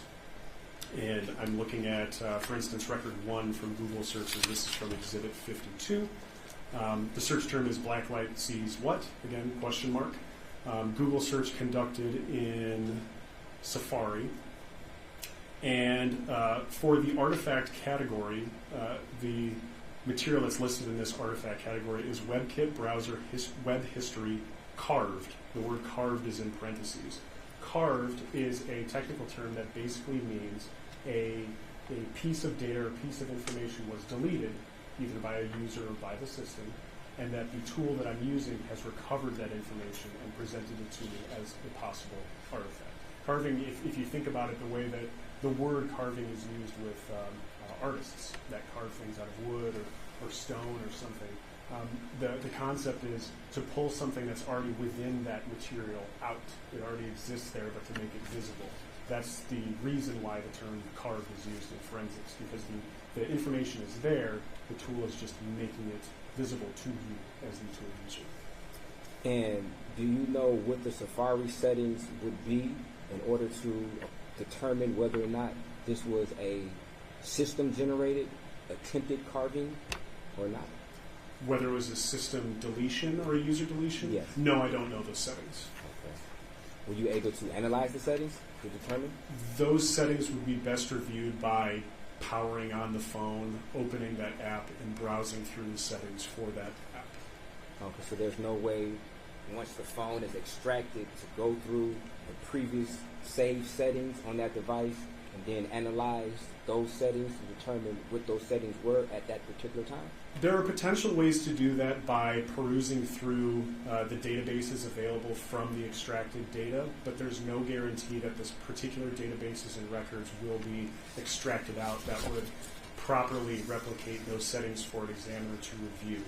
The best way, as I would describe for a fair amount of mobile device forensics, is to go straight to the source and observe it on the phone and document it that way. Okay. And did you have an opportunity to do that in this particular situation? No, I did not. Okay. So you indicated that it would be a much thorough analysis if you actually had the phone, correct? It's another aspect to this examination that could be done, yes. Okay. And if you were to analyze the phone itself, that wouldn't be by your own discretion. That would be by a request of law enforcement or prosecutor, somebody along those lines who would then request you to analyze the phone itself, correct? Someone would ask me to do that, yes. I wouldn't do that on my own. Nor would it be a fair statement to say that after you analyze the phone, after you analyze the records, you don't normally request to say, hey, I want to complete my analysis and make sure my analysis is thorough. I want the phone so I can compare it with the analysis from the extracted data.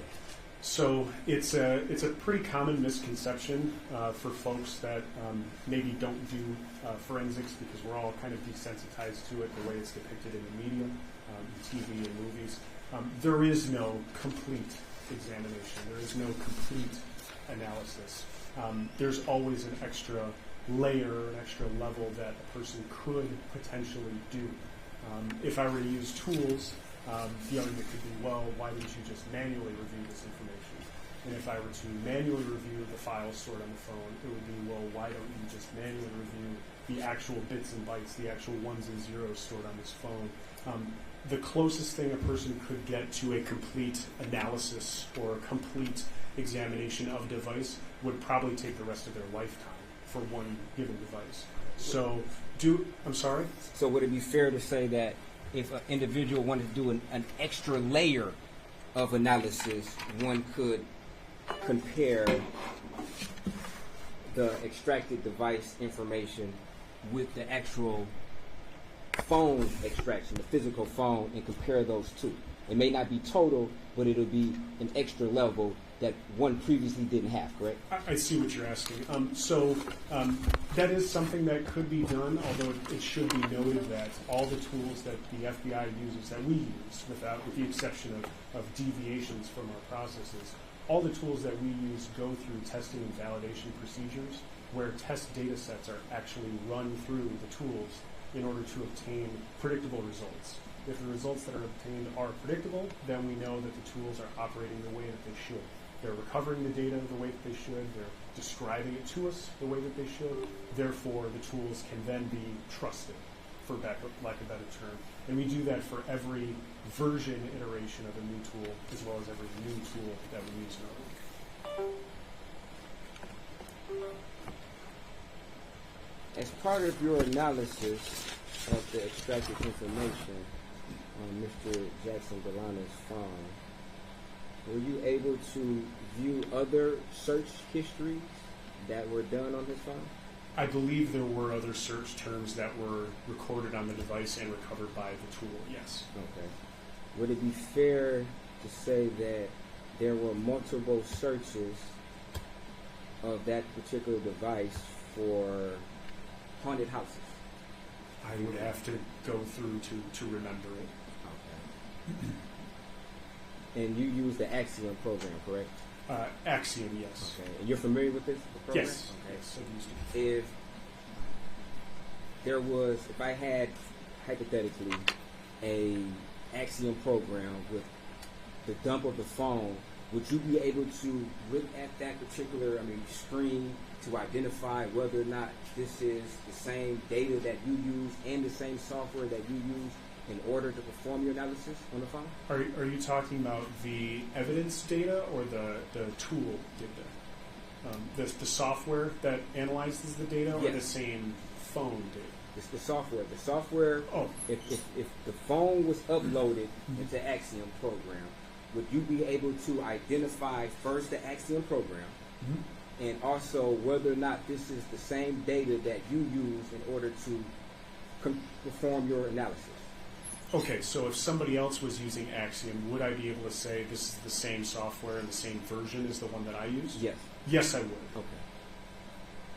I'm sorry, I need to do this up again. It got unplugged, so I have to do this Axiom up again.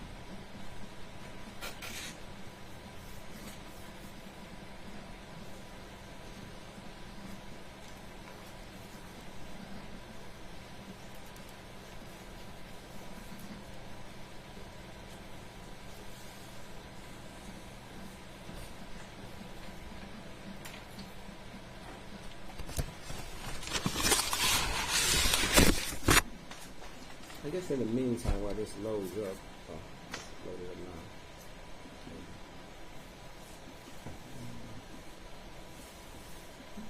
If I could borrow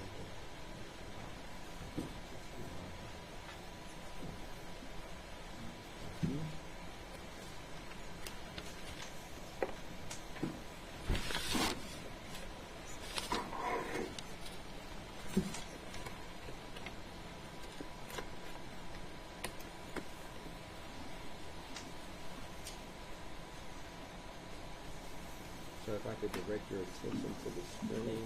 Your Honor, just to be clear, that this is not the end yet. This is the entirety of the defense done.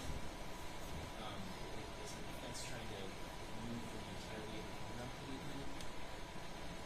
Because if not, it shouldn't be displayed up here. Well, not the entirety of it. I was going to ask a few questions, and then we can print out. Well, it shouldn't be Okay, I'm sorry. put up on the screen. Well, if a witness could, I guess, come over here and look at my screen. One, please. Okay. You can take your computer and- I can't plug in. This is a hard drive that needs to be plugged in into the outlet. So if I unplug it, it's not going to. Well, recess, so we can move recess? I mean, this could have been done I understand. a long time ago. This is How long is it gonna take? For him to look at it, it should take no longer than 45 seconds. Okay, how long is it? Go back there.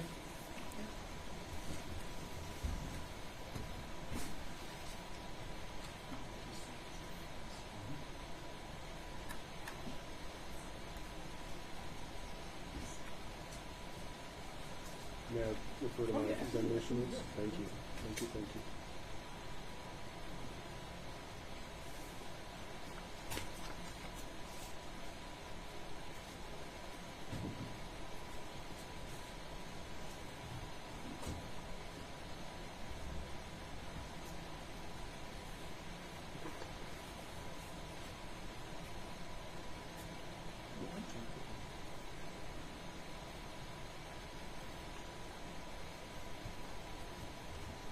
Now, sir, you would agree that this is the same software and the same data that you use to perform your analysis? So what you have on your computer is called a portable case. This is the results report of a given data set. So instead of the fully licensed Axiom software that I would use as an examiner to actually do the analysis, what is on that computer is a portable case. It's a generated version of this software that allows people who don't have the admittedly very expensive licenses for Axiom to be able to review these results in a similar environment. I did verify the version numbers are the same. The name of the software is Axiom. And the case number, that is the that DE letter, those 7 digits, then my request number, then the phone number, those are all the same as well. But it is a portable case version of the fully licensed version. Okay. And would you agree that the data that's contained in this portable case manager would be similar, not the same, as the data that you're working with to perform your analysis? It generally, depending on how the examiner produces the portable case, because you can produce a portable case that contains subsets of that data. Say you were to process a phone and the requester of that examination really only wanted to look at communication records. So chat applications, native texting applications, things like that. You could produce a portable case containing only that information if you so wanted to. More often than not, at least in my experience, investigators, requesters are asking for the entirety of the recovered data from the device. So the portable case could contain substantially the same information as is in the extraction, yes. Okay. And it wouldn't contain any additional information from the software you use. You agree to that, right? A portable case wouldn't contain additional information? Yes. That's correct. It would be very difficult to do that if at all possible. And would it be fair to say that using this software, you can search certain terms within the software to see whether or not these terms exist in the extracted data that's contained on the phone? So yes, the software is set up a lot of ways like how your indexing system or catalog system might work in a library. So instead of walking into a library and knowing you needed to do a fifth grade book report on box turtles, you didn't have to walk through every single book and look for information about turtles. You could go to the nearest computer, search for turtles, see which titles it is that you wanted to look at that would meet what you need, and then you could go directly to where that information is stored. And this software and many forensic softwares operate kind of in that same capacity, facilitating the data for ease of review. Okay.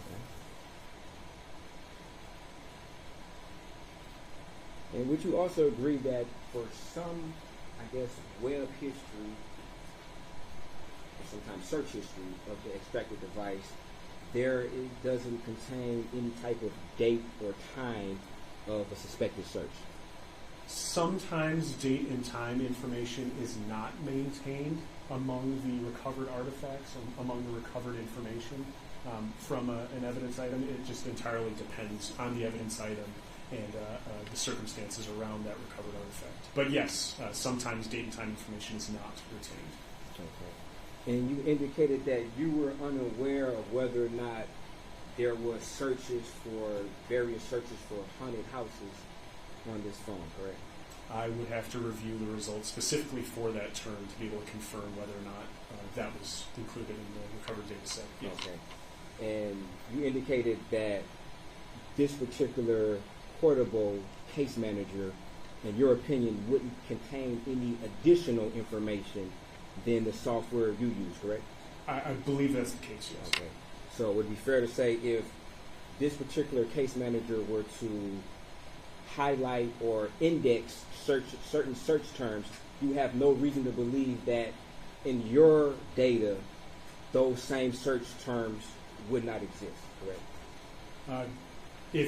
If data was identifiable through a search on the portable case, I would expect it to be identifiable with the fully licensed version using that same phone data set. Yes. Okay. If we could, I guess this is defense proposed exhibit number 3, search terms that were extracted from the Axiom portable case.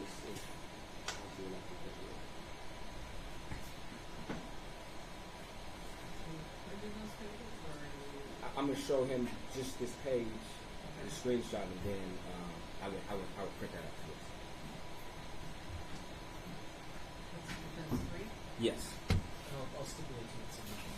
Okay. Can I say everything that make all this look very Thank you. Absolutely.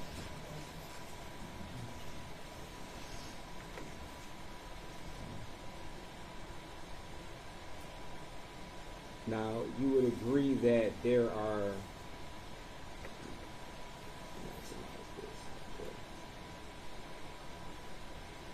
different columns under Safari history The first one depicting searching haunted houses, correct?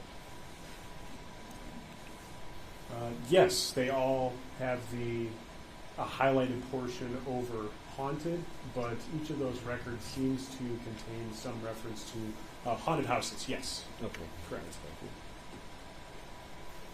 And you would also agree that under the date and time, you can scroll down just to verify.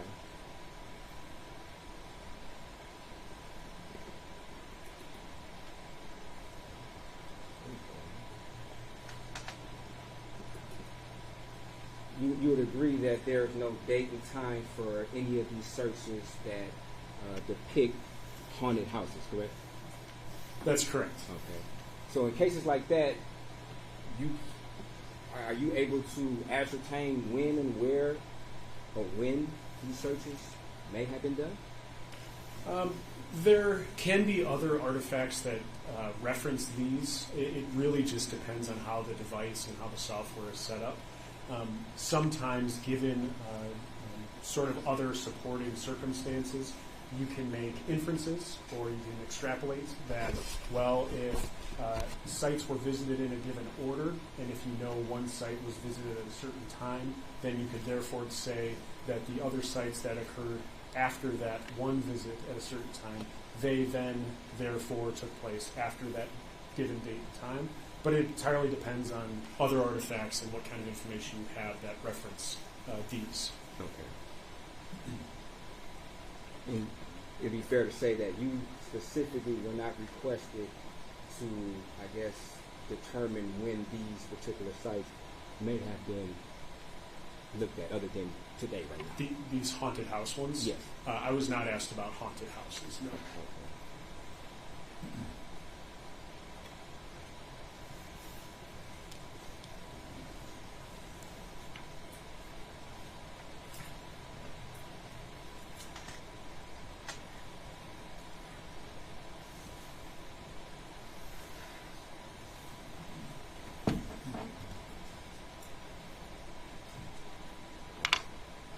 Now, if we go to the bottom, there are 3 different web-related WebKit browser history that states carved. Now, correct me if I'm wrong, does that indicate that there may have been some type of deletion either manually or automatically of these particular haunted houses searches? That's what carved generally means, is that a record was recovered from something else, either an unallocated space or from some other kind of file or record that it was pulled out of that and presented, yes. Okay. Is it typical in your experience for, after a certain time frame, for previously visited websites or previously visited web history to then get automatically deleted by the system? Yeah, what you're referring to is called retention time. Users can set this up on any of their devices, on your phones or on your computer, saying some kind of setting like retain search history or downloads, maybe your list of downloads for 30 days or 15 days or 3 days, or never retain it. And that setting is what would determine when things are automatically overwritten. Yes. Okay. And you stated that the only way to know for certain what those settings are as far as the retention of data in relationship to history, you would actually need the physical device in order to determine what those settings are? I think that would certainly be the easiest way to check, would be to power on the device and see if you can access those settings page without an internet connection. Again, the idea of connecting digital evidence to the internet after the fact of an incident is kind of a no-no in my field. We want to try and isolate that from networks if at all possible. So that's certainly the easiest way, is to manually review it that way. But you could potentially try to go through recovered databases to see if those settings were retained in some kind of log or document, but there's no guarantee that that is retained or recovered. Okay. And in this particular analysis, you were unable, or you never had an opportunity to go through the extracted data to figure out what the settings were as far as the retention of the data? That wasn't part of the request Okay. for me. I wasn't asked to do that. Okay. And whether or not you choose to do that, it's simply either by request or not. You don't. It's not your own discretion whether or not you would do that particular analysis. Correct? I would, for something like that, I would want someone to have a reason to want to look for something like that. It's not when individuals are requesting assistance from us examiners. Generally, they're not asking what to me would seem like arbitrary questions about how certain things are set up in certain ways. It would need to pertain to some kind of information of interest, just to be reasonable with timing of how long things take and being practical with our resources. So yeah, I would generally need to be led down this line of, well, this is of interest to us. We need to find out how long data was retained in a certain capacity for this given reason. Does that answer your question? Yes. Okay. And you also stated that extracting data from an actual hard phone, the actual physical phone that's being connected to the internet, it's a no-no, correct? Generally, once we're talking about evidence handling procedures now. So when handling digital forensic evidence, one of the first things that you want to do is try to isolate it from outside manipulation or editing or adjustment. As some folks may be aware, phones that and devices that connect to the internet, the data is constantly changing because there's a connection that's being maintained. Sometimes it might be innocuous, innocent data changes. It's certainly possible for smartphones these days to send and receive remote erase commands. So a phone connected to some kind of network could receive a command to erase itself, and that's certainly happened before in the history of humanity.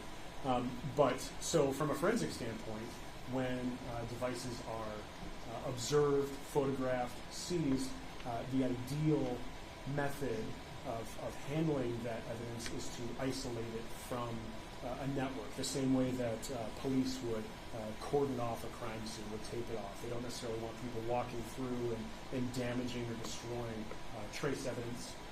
We wouldn't want people to even inadvertently damage or destroy digital evidence if we can help it. Fair enough.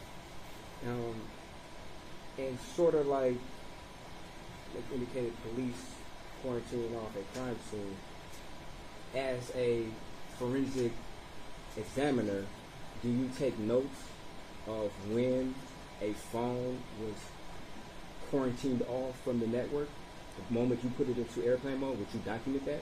If I was the one doing it, yes, I do that. Okay. And would you agree that that is part of the standard practices in the industry for an examiner to note when this particular device was quarantined from the internet? There is some nuance to that question, to the answer to that question, because in some situations you can't enable airplane mode, which is to disable the cell phone capabilities, usually to disable Wi-Fi and Bluetooth, although you do still need to verify that because, as people may or may not know, you can have airplane mode turned on your phone, and you can still connect to Wi-Fi and Bluetooth devices. You can still turn that back on. So sometimes you can't turn those antennas off without inputting some kind of a passcode into a device, without unlocking it first. In that situation, you would do your best to remove the SIM card. This is the authenticator that allows you to have access to a given cellular network, like AT&T, Verizon, etc. But even then, SIM cards nowadays aren't necessarily all physical cards that you slide into the phone. Nowadays, there are SIM cards that are digital, that are actually inside the phone and can't be ejected out. So really, in those circumstances, there isn't a way to ensure that a device is off the network without putting it into some kind of radio frequency blocking container. We refer to it as a Faraday container, so a bag or a box that prevents signal from getting out or coming into the device. So in a situation where you can disable the phone to airplane mode, would it be the practices in your industry to document when that step has been done?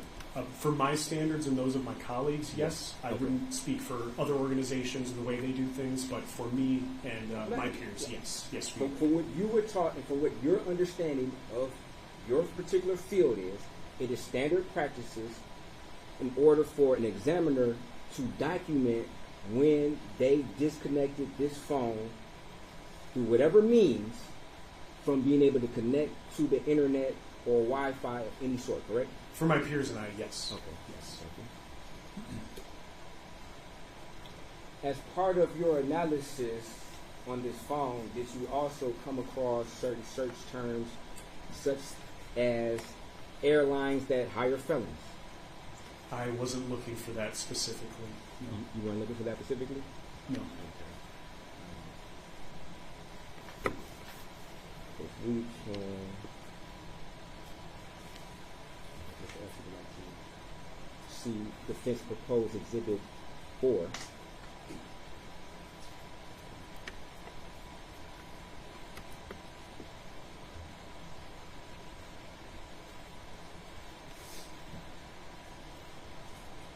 Sir, if I could direct your attention Oh, to... it's behind me. Sorry, I didn't know it was on the screen. Apologies. You would agree that there are multiple search history, Safari history, that indicate airlines that hire felons, correct? Yes, it looks like the search was conducted for the term airline. That portion is highlighted in yellow from the results that meet that search. But yes, in the key detail column, you can see several of those rows read airlines that hire felons - Google search. Yes.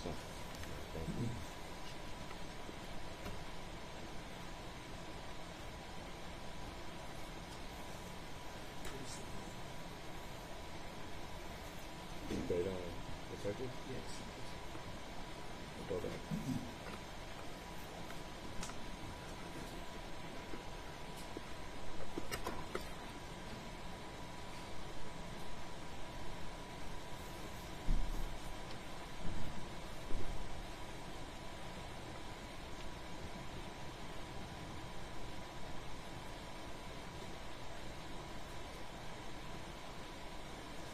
If you use the scroll bar at the bottom, Oh, you can okay. slide the view over. Now, some of these search terms have a date of October the 5th, 2023, and the ones at the bottom, Safari history, airlines that,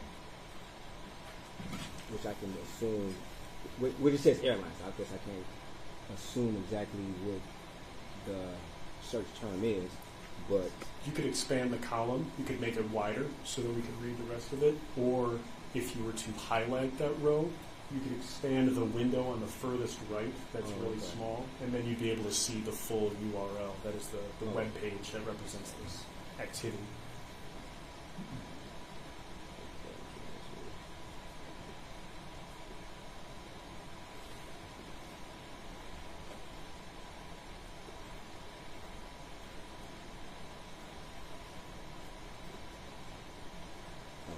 like this? Yes. Okay. So we can agree that this is the same search, airlines that hire felons, correct? Yes, so that URL at the top, that is the web page that a person or a user would go to result at the airlines that hire felons search results through Google when using Safari. You can see the client equals Safari at the end. Okay, and this doesn't have any date or time that's associated with it, to your understanding? If you scroll that window to Down. the right, Oh. or yeah, maybe you could just scroll that down to see if it's Okay. listed there. Sometimes if the value's not there, it won't even show a date or time option. Okay. Yeah, and that appears to be what's happening here. But we can have confirmation if you slide that sort of middle list, that table, that says matching results, and there's the table underneath it. If you slide that to the right, the other way.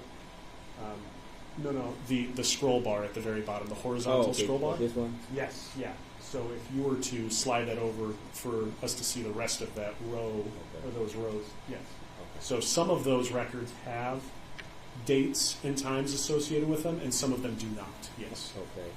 And where it says item ID, how does that ID associated, or is it random ID, or is it in relationship to what number of the search it is, or can you give us some type of clarity of that? So item ID, I mentioned it briefly in direct. It is a unique identifier that the software assigns to a given record, a given artifact record. So each individual record, not just in this artifact category, but in all the artifact categories, should have a unique ID identifier. That number corresponds to files, folders, basically anything that was recovered from the given device, and it is the software's way of individualizing everything that it had recovered. Okay. Are these numbers given sequentially as far as maybe from the date that this particular information was generated on the phone, being the less of the number, say 1, being the most, I guess, the longest existing data on the machine versus whatever the highest number would be, which would be the most recent data that was extracted. Is that a way of looking at it, or? I don't think so. I certainly don't think that's how the software necessarily works, that it looks for oldest retained things. But to have a clear, concrete answer, you would need somebody who wrote and developed this software to provide that explanation. You can see some of these records have consecutive numbers or numbers that are very close, and some of them do not. It just entirely depends on when the software got to that given record, and without being the engineer or the person that wrote this code, I wouldn't be able to say how that code is generated. So if we look at this highlighted line where it says last visited on October the 5th, 2023 at 8:01 and 47 seconds, it's given an ID of 14156. And then it seems like a similar search was done right before, maybe a second before, and it's also given an ID number which is 2 numbers off. I think I see what you're asking now, how those numbers could be out of order with the time and date that the records are displaying, correct? Is that what you're asking about? Or just the fact that they're very close in numerical value given the proximity and time on which this data appears to be accessed. It's certainly possible. We also still have to remember that these artifacts might be coming from the same logical place stored on this phone. So the tool might already be, for lack of a better way of putting it, in that neighborhood when it finds that additional record and then itemizes that one. Again, this isn't necessarily universal across all the artifacts throughout the phone. As we know, just being device users, we're doing multiple things all the time on our phones, on our computers, and a lot of things that we're doing aren't necessarily related to each other. You might be on a video conference call with somebody and sending email at the same time and also checking the scores of the Tigers game or something, all at the same time. Those things chronologically all occur near each other, but they might be stored in very different places in very different ways on the devices that we use. So the software is not necessarily going to go through by date and time. Again, we would need a software engineer from Axiom to be able to say how it iterates through. But the best that I can say is those ID numbers are all unique for each record, for each artifact. Okay. And for the last 3 items at the bottom, you can't definitively say whether or not that particular search was done on a whole nother date for that same term, correct? There's a clue in that I think it reads additional column where the artifact currently listed at the bottom has a visit order 37. So that could give us a clue as to when, in relation to other sites visited, that visitation may have taken place. But in terms of placing those site visitations on a specific date, a specific time, I cannot say based on what's being presented to me. Okay. And when you say visit order, is that visit order that day, or is it visit order as far as the entirety of sites that this particular device ever visited? We would have to test that to be sure.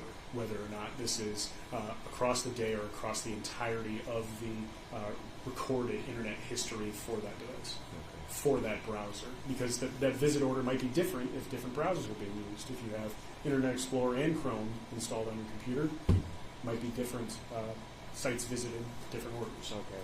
And when you did the analysis of this phone, you didn't find any evidence that suggested that there were other web browsers that were used other than Safari, correct? My analysis suggested that the primary browser being used was Safari, yes. The primary or the only? I would have to review it to make sure that there wasn't anything from any other browsers, because there are actually a lot of softwares that use other browsers to work. For anyone that is familiar with Microsoft, Mozilla Firefox, the Firefox internet browser, that is actually used as the backbone for a number of different other softwares that folks might use. But I would have to go through to make sure that is not. And based upon your memory and your review of the notes prior to you testifying today, you would have, as of right now, no reason to believe that Firefox or any other browser was being utilized by this device, correct? Not to my recollection, no. And based upon your review and analysis of this phone, did you also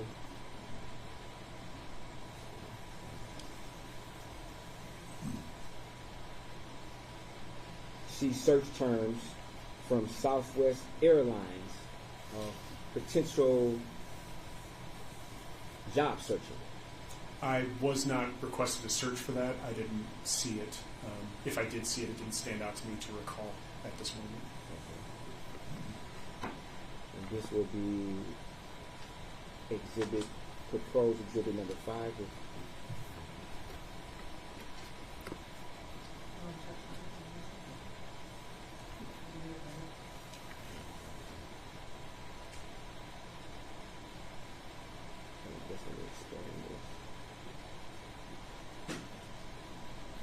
So you would agree that there is Safari history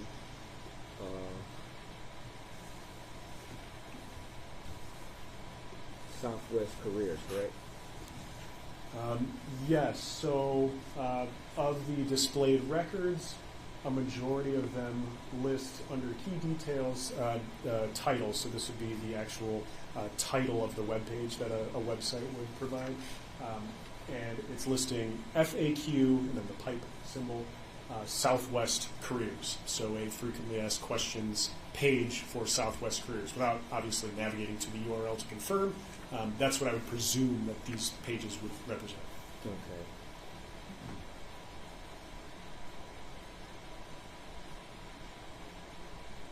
And there are, I guess there's a date depicted on some of the search terms, which appear to be October the 5th.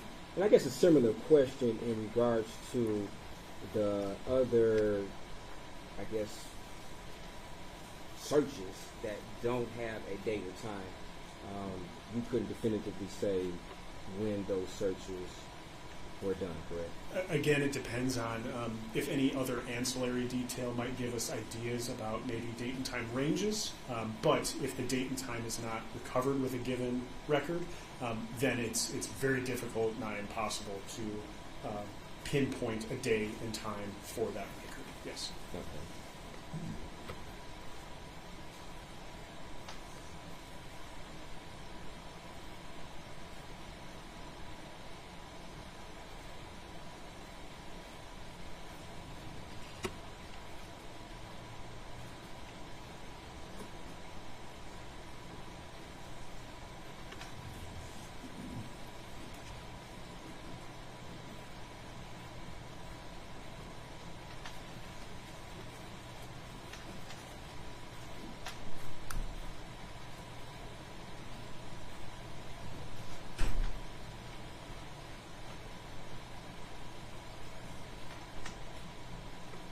Now, in regards to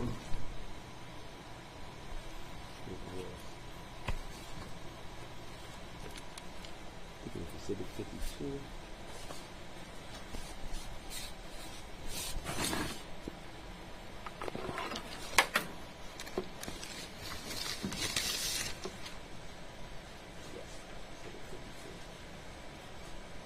Do you have Exhibit 52 in front of you? I returned the exhibits that were provided to me, whichever number that was.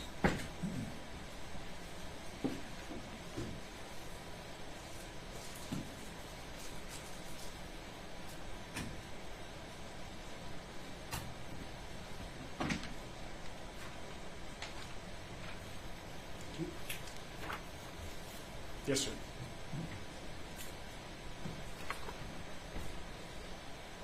Now, these are Google searches.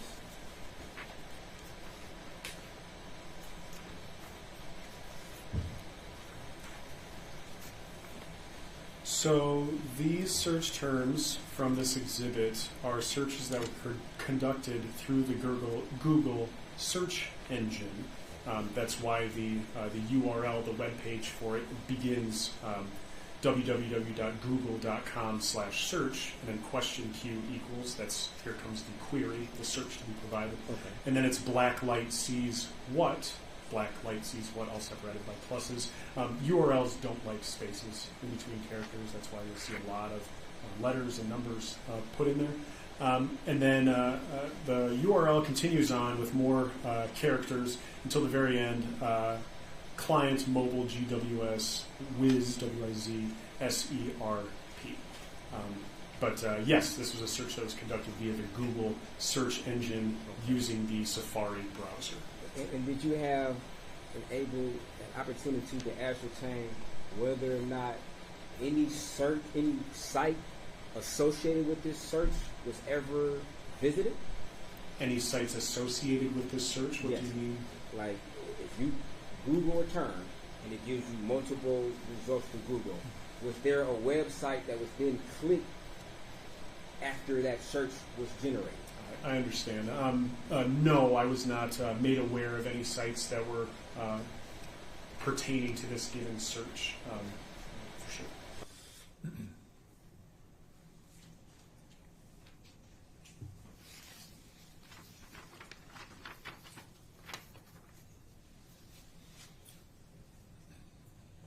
So just to be clear, what you're saying is, as far as your analysis, so let's back up.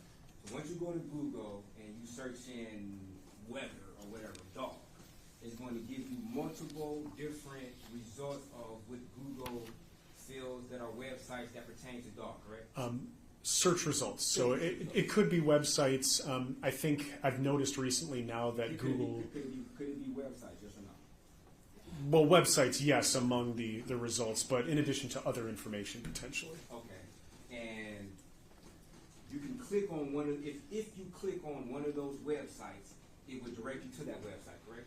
Ideally, yes, how the internet works, And, yes. and once you're generated or once you're directed to that particular website, it would then leave some type of data which you would be able to extract to determine whether, in fact, an individual actually clicked on one of those search results, correct? It's certainly possible. I wouldn't say it definitely happens, but it's certainly possible, for sure. Okay. So to be clear, you don't have anything as far as your analysis that would indicate that the user of this particular device ever clicked on any of those search results that were depicted or given for this particular search, correct? I wasn't made aware of any navigation to any of these sites that were from these search results, no. And you were asked to look to see whether or not there was navigation from any of those search results, correct? That's not what I was asked, no. You were not asked that? No, sir. I was asked to authenticate these records from this given exhibit and whether or not they do in fact come from the data set I provided, and I did authenticate that, yes. Did you do any cross-referencing to see whether or not any of these search results were actually, I guess, depicted or attempted to be used? I was not asked that either, no, sir. No, I'm sorry. Yeah, it's a little confusing. It was kind of confusing. It sounded like it came from my mouth. Did you ever do any independent analysis to determine whether or not any of these search results were actually inquired? As stated before, independent analysis generally is kind of frowned upon from where I'm sitting. Usually we seek some kind of direction or some kind of guidance. as to whether or not to go forward with navigating to websites that were recovered from evidence. Obviously, there's some sites that might be more explicit or sensitive or contraband-esque in nature than others. So it's generally our position to not do that on our own. And in this case, I did not do that on my own. No. Okay. When given the task to, I guess, determine whether or not this device did this particular search, did you ever recommend to the requester and say, hey, to give a more thorough analysis of the information you are requesting, I could then go to see whether or not these search results were actually queried? That's not a common function of my job, so that's not something that I offered. Okay. No. And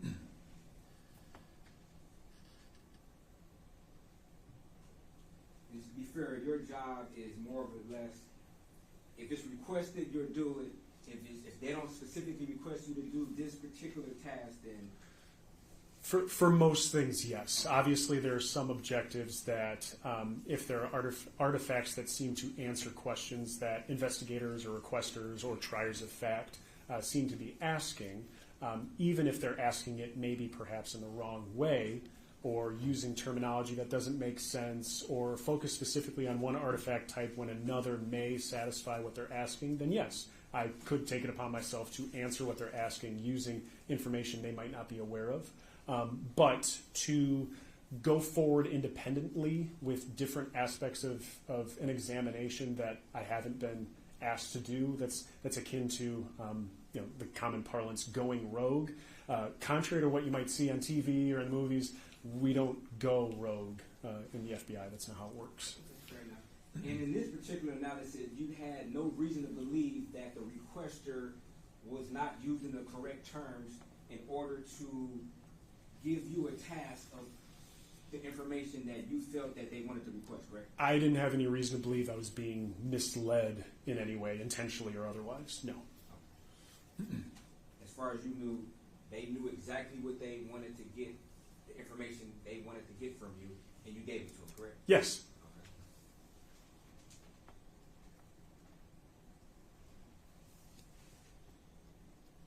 Thank you, sir. Thank you. Sir, I'm wondering if you could step back to my computer and look at a proposed exhibit for me. Judge, would it be okay if he steps down for a moment? Yeah.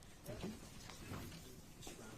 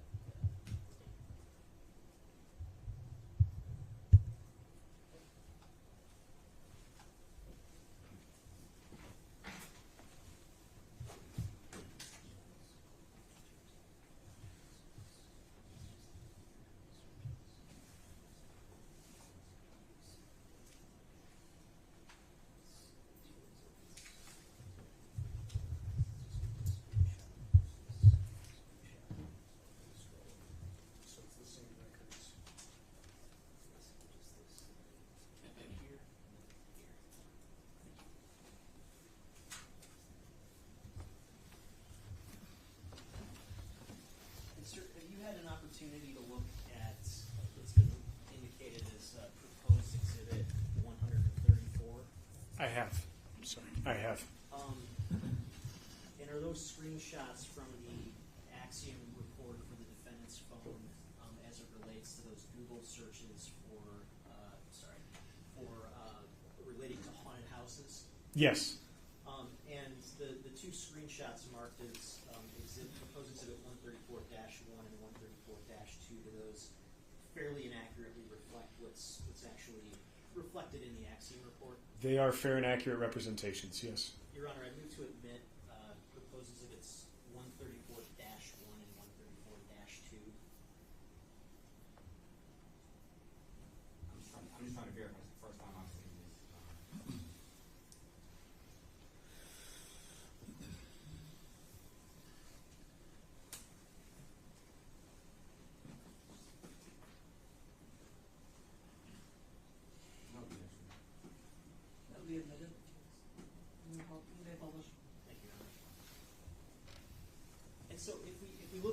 234-1, is this another way of looking at those Google searches for haunted house? It is, yes. And is there a date reflected there for those searches? The dates listed belong to, there's no good way to do this. The dates listed belong to a column that reads search session and then has the letter S. From my recollection, I believe that column should read search session start time. I'd have to verify that to be sure. But the date and times from most of those rows are in fact populated with data, yes. Okay, what is the date that's reflected in those rows to the extent there is a date reflected? The date that is visible for the rows that have a date is 10/7/2023. That's October 7th, 2023. Okay, now you still have a copy of Exhibit 52 with you, is that correct? I do, yes. And that has the search for blacklight sees what?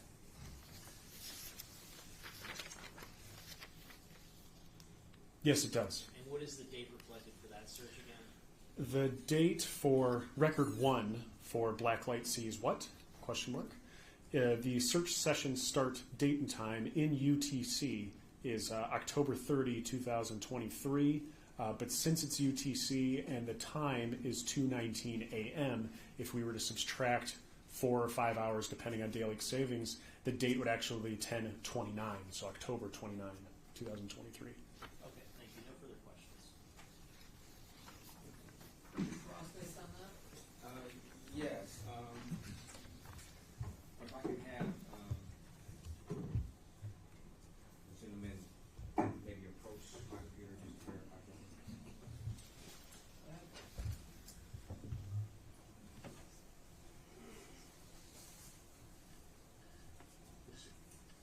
Hopefully we'll take a look too.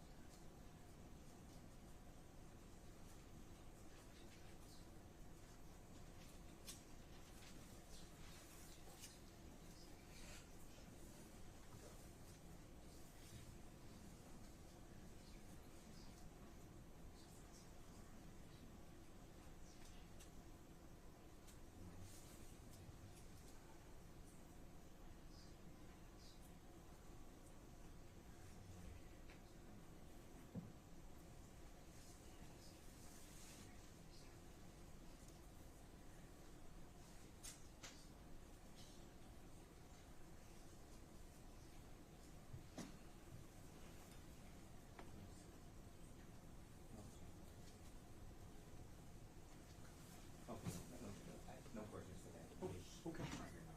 I appreciate it.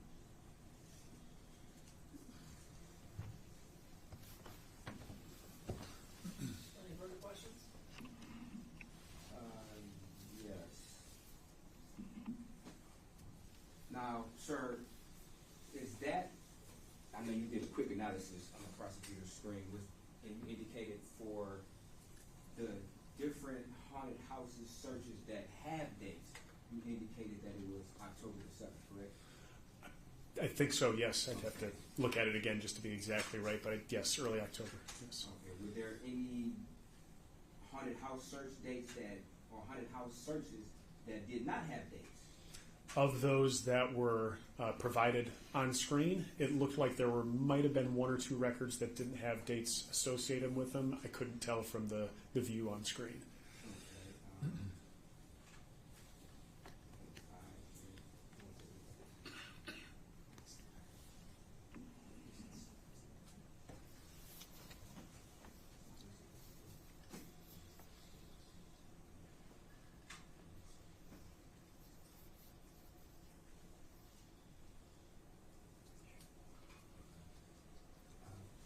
well, this would be defense proposed exhibit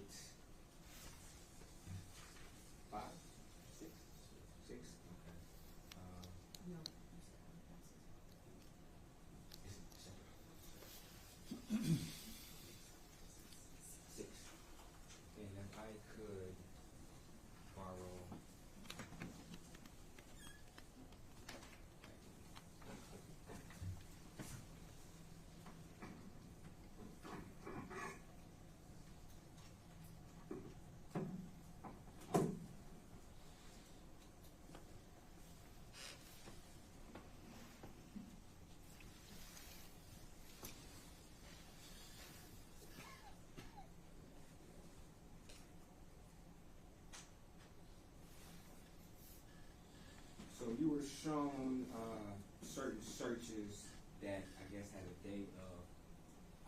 the 7th, correct? For haunted house, correct? Yes, on screen right now is searches for haunted plus house, I think is what the URL says, but you can see the key detail, the webpage titles, haunted house attractions, haunted house near Toledo. Those artifacts are listed, and then the dates pertaining to those records seems to be October 7th, 2023, with that time later in the evening, 11:30ish. Okay. And if we scroll up to these other searches, and go over to the date and time of haunted houses, some say Toledo haunted houses, some say haunted houses, you would agree that these have no date and time, correct? Right, that's a function of where these searches are being recovered from. Sometimes searches are retained in places that don't necessarily have a corresponding date and time. Sometimes they are. The tool is just representing what it finds to me. And you're not in a position to say whether or not these are totally separate searches for haunted houses, correct? From where I'm sitting right now, no. I can't say one way or the other whether these are separate searches or the same search just being recorded in multiple places. Okay. And you would agree that they have separate item IDs, correct? They do. Okay. Thank you. No further questions.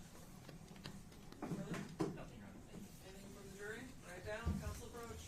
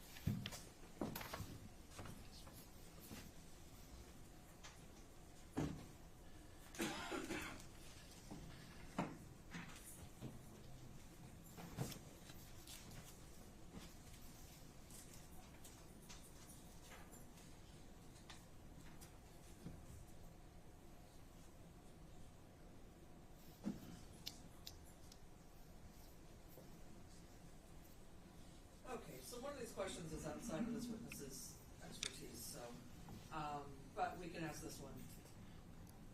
If you know, were there web or Google search history results present in the phone's Safari web browser history before and after the black light sees what result that was found in the carved history?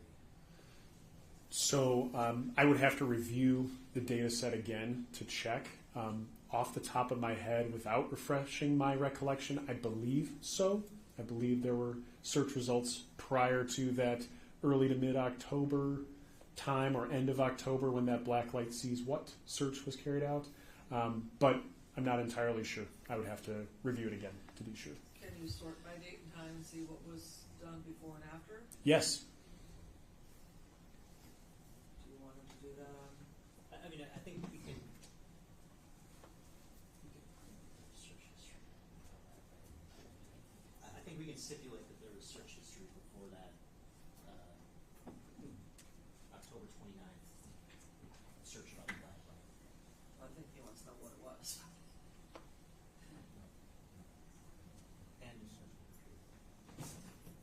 part of that has been admitted through the Celebrate related exhibit that is the jury will have. That is, Is he answering the question, or? Well, no, but I want to make clear that for the, I guess we approach. approach, please.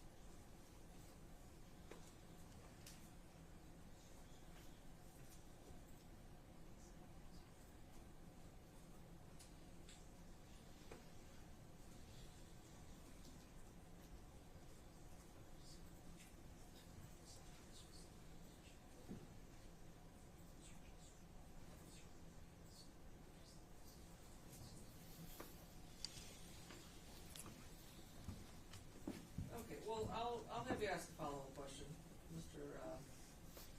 Nelson. Yeah, I think Mr. Brown. Mr. Brown, you want to ask a follow-up question? Yes, thank you. As part of your testimony today, the only search item that you were asked about is Blacklight, correct? It was the Blacklight Sees What as per my testimony today. Yes, that was the only term that I was asked about. Okay. You weren't asked any other questions regarding any potential searches other than myself.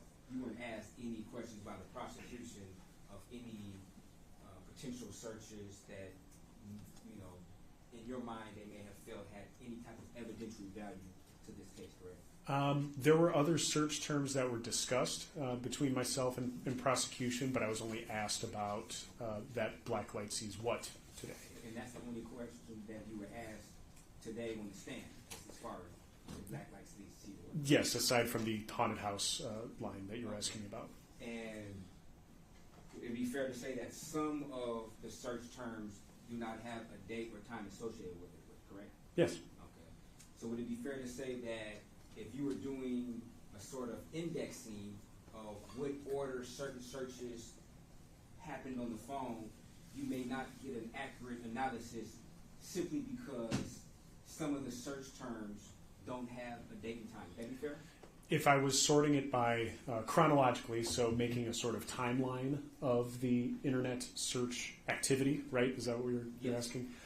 The records that don't necessarily have a date and time wouldn't necessarily accurately be able to be placed in that timeline if based solely on date and time. You would have to use possible supporting artifacts such as visit order, like we had discussed earlier. Okay. And you were not done to you were not asked to generate any report that would reflect a timeline of certain search items from the device, correct? I actually was.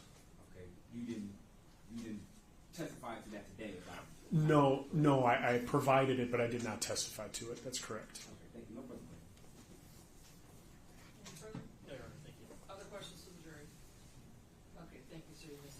Thank you.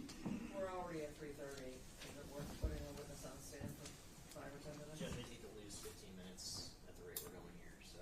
10 minutes. Okay. People call Special Agent Brian Toltzis.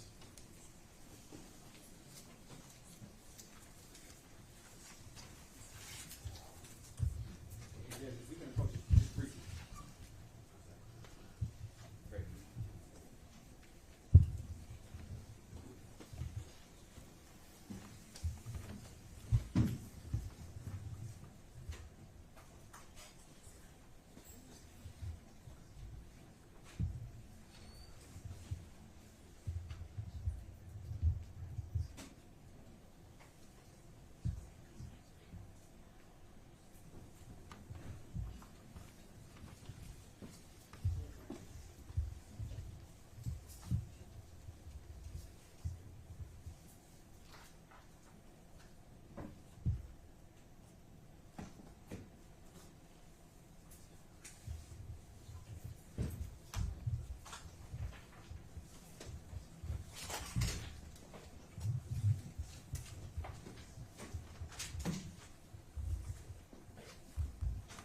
Do you swear or affirm to tell the truth, the whole truth, and nothing but the truth? I do. Thank you. You may be seated.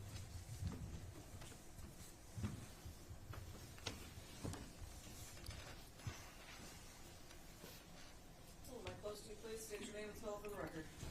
Brian, B-R-Y-A-N, Toltzis, T-O-L-T-Z-I-S.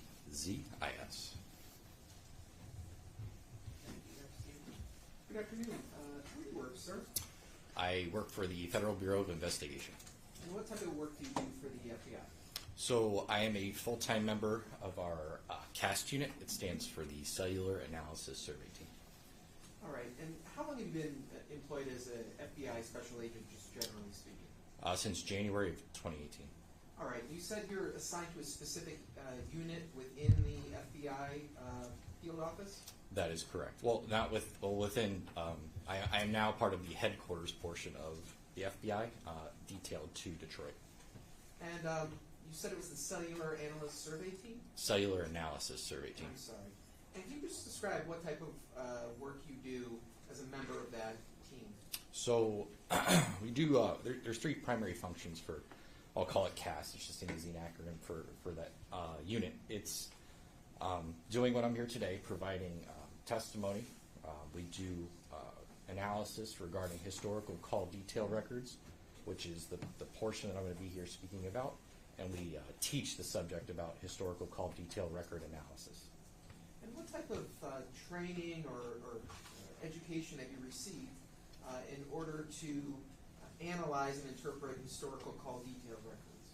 So there's numerous portions of the training. The initial part is called what's called CAST Basic.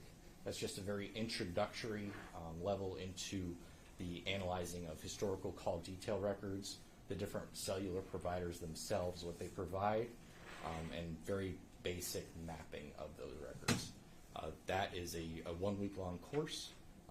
After that, you can go to what's called CAST Advanced, which takes that basic principle and expounds upon it, goes more in depth into the cellular records and the providers themselves, what is provided by the different cellular T-Mobile, AT&T, and Verizon, the cellular networks themselves, and further mapping, how we map and just kind of the procedures that we utilize. Once you graduate from CAST Advanced, you then are brought into what's called FTX, or I think they call it CIRA now, which is a Critical Incident Readiness Assessment. And what they do there is they give you a mock exigent type scenario. And they say, this is your scenario, like a missing child, or you need to fix a problem quickly, and you need to use cellular records to do so. And they kind of test us on our methods and how we go through the records to figure out the solution of these problems utilizing different record sets from these different cellular providers. That is another week-long class. If we pass all of those, we then can go to what's called certification. Certification is two 2 week-long segments, so 4 weeks in total, The first segment, they bring in the cellular providers themselves and the cellular engineers to talk about their specific networks.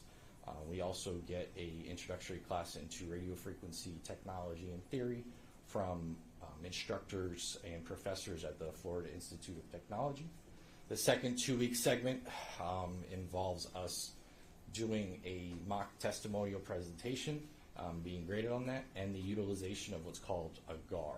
A GAR is a Gladiator Autonomous Receiver. It's a really fancy word for a box with a bunch of different antennas that can give you a footprint or the true layout of a tower, a cellular tower, and the coverage that it provides, so you can see it firsthand versus, we can't see RF. It's just what the true coverage footprint is.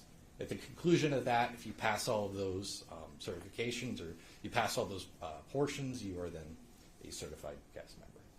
And are you a certified CAS member? I am, since 2021. 2021? Yes, sir. All right, and prior to receiving that certification and that training that you just described, did you ever analyze historical call detail records prior to that? So throughout the entire training, I had, so the training I started in 2019, so it took about 2 years to get through the entire process. So through that whole process, I was continuously looking at records. Not as frequently as I do now, but I was constantly looking at records then. So since about 2019, I would say I've been looking at records. And can you just kind of explain to the jurors, like, when we talk about cell site analysis using or call detail records, what do you mean by those terms? So back in the day, you used to get a paper phone bill. I know it's lots electronic now, but you used to get a paper phone bill. On that paper phone bill, you would have the date, the time, and the 2 phone numbers that are in communication, right? Same thing for text messages, I think, back then as well. That's how they were billed and things like that. We get an added portion, which is the tower, the specific tower, and the side of that tower that was used to facilitate that transaction in the network. So what I'm able to do is take a tower list, which is provided by the telecommunications providers themselves, that gives us the exact lat long of the tower, and marry that up with the tower and the side of the tower that was used from the call detail records, and give you a depiction of the tower and the general geographic area of the device at a specific time, such as when a phone call was made, or a text message, or in some cases timing events, which we'll get into shortly. So, in the course of your training experience, have you ever used these records that are provided by a cellular provider to actually locate, wanted individuals or missing individuals? I look at these records on a daily basis, and I use them extremely frequently to find people, yes. And has it been effective in your experience in terms of locating users of devices based on records that you've been provided by these different phone companies? Yes. And have you ever given any trainings yourself on the use of these records and the purpose behind analyzing them? Yeah, I'm an instructor for CAS Basic. I think I've done 5 or 6 of them. I don't remember offhand. And have you ever testified before as an expert in the field of historical cellular site analysis? Yes. And how many times, if you know? I believe it's 11 right now. Your Honor, at this point, I would move for the admission of this testimony as an expert in the field of historical cell site analysis. Historical cell site analysis? Yes. Okay, because I've had cellular records location analysis, historical call detail records analysis. What would Which you one prefer? is proper? Historical call detail record analysis is probably the most accurate. That's the most accurate? Yes. Okay. So that's the one. He's going to be admitted as an expert in the field of historical call detail records analysis. And I think this is probably a good point to break for the day. We're going to break by 3:40.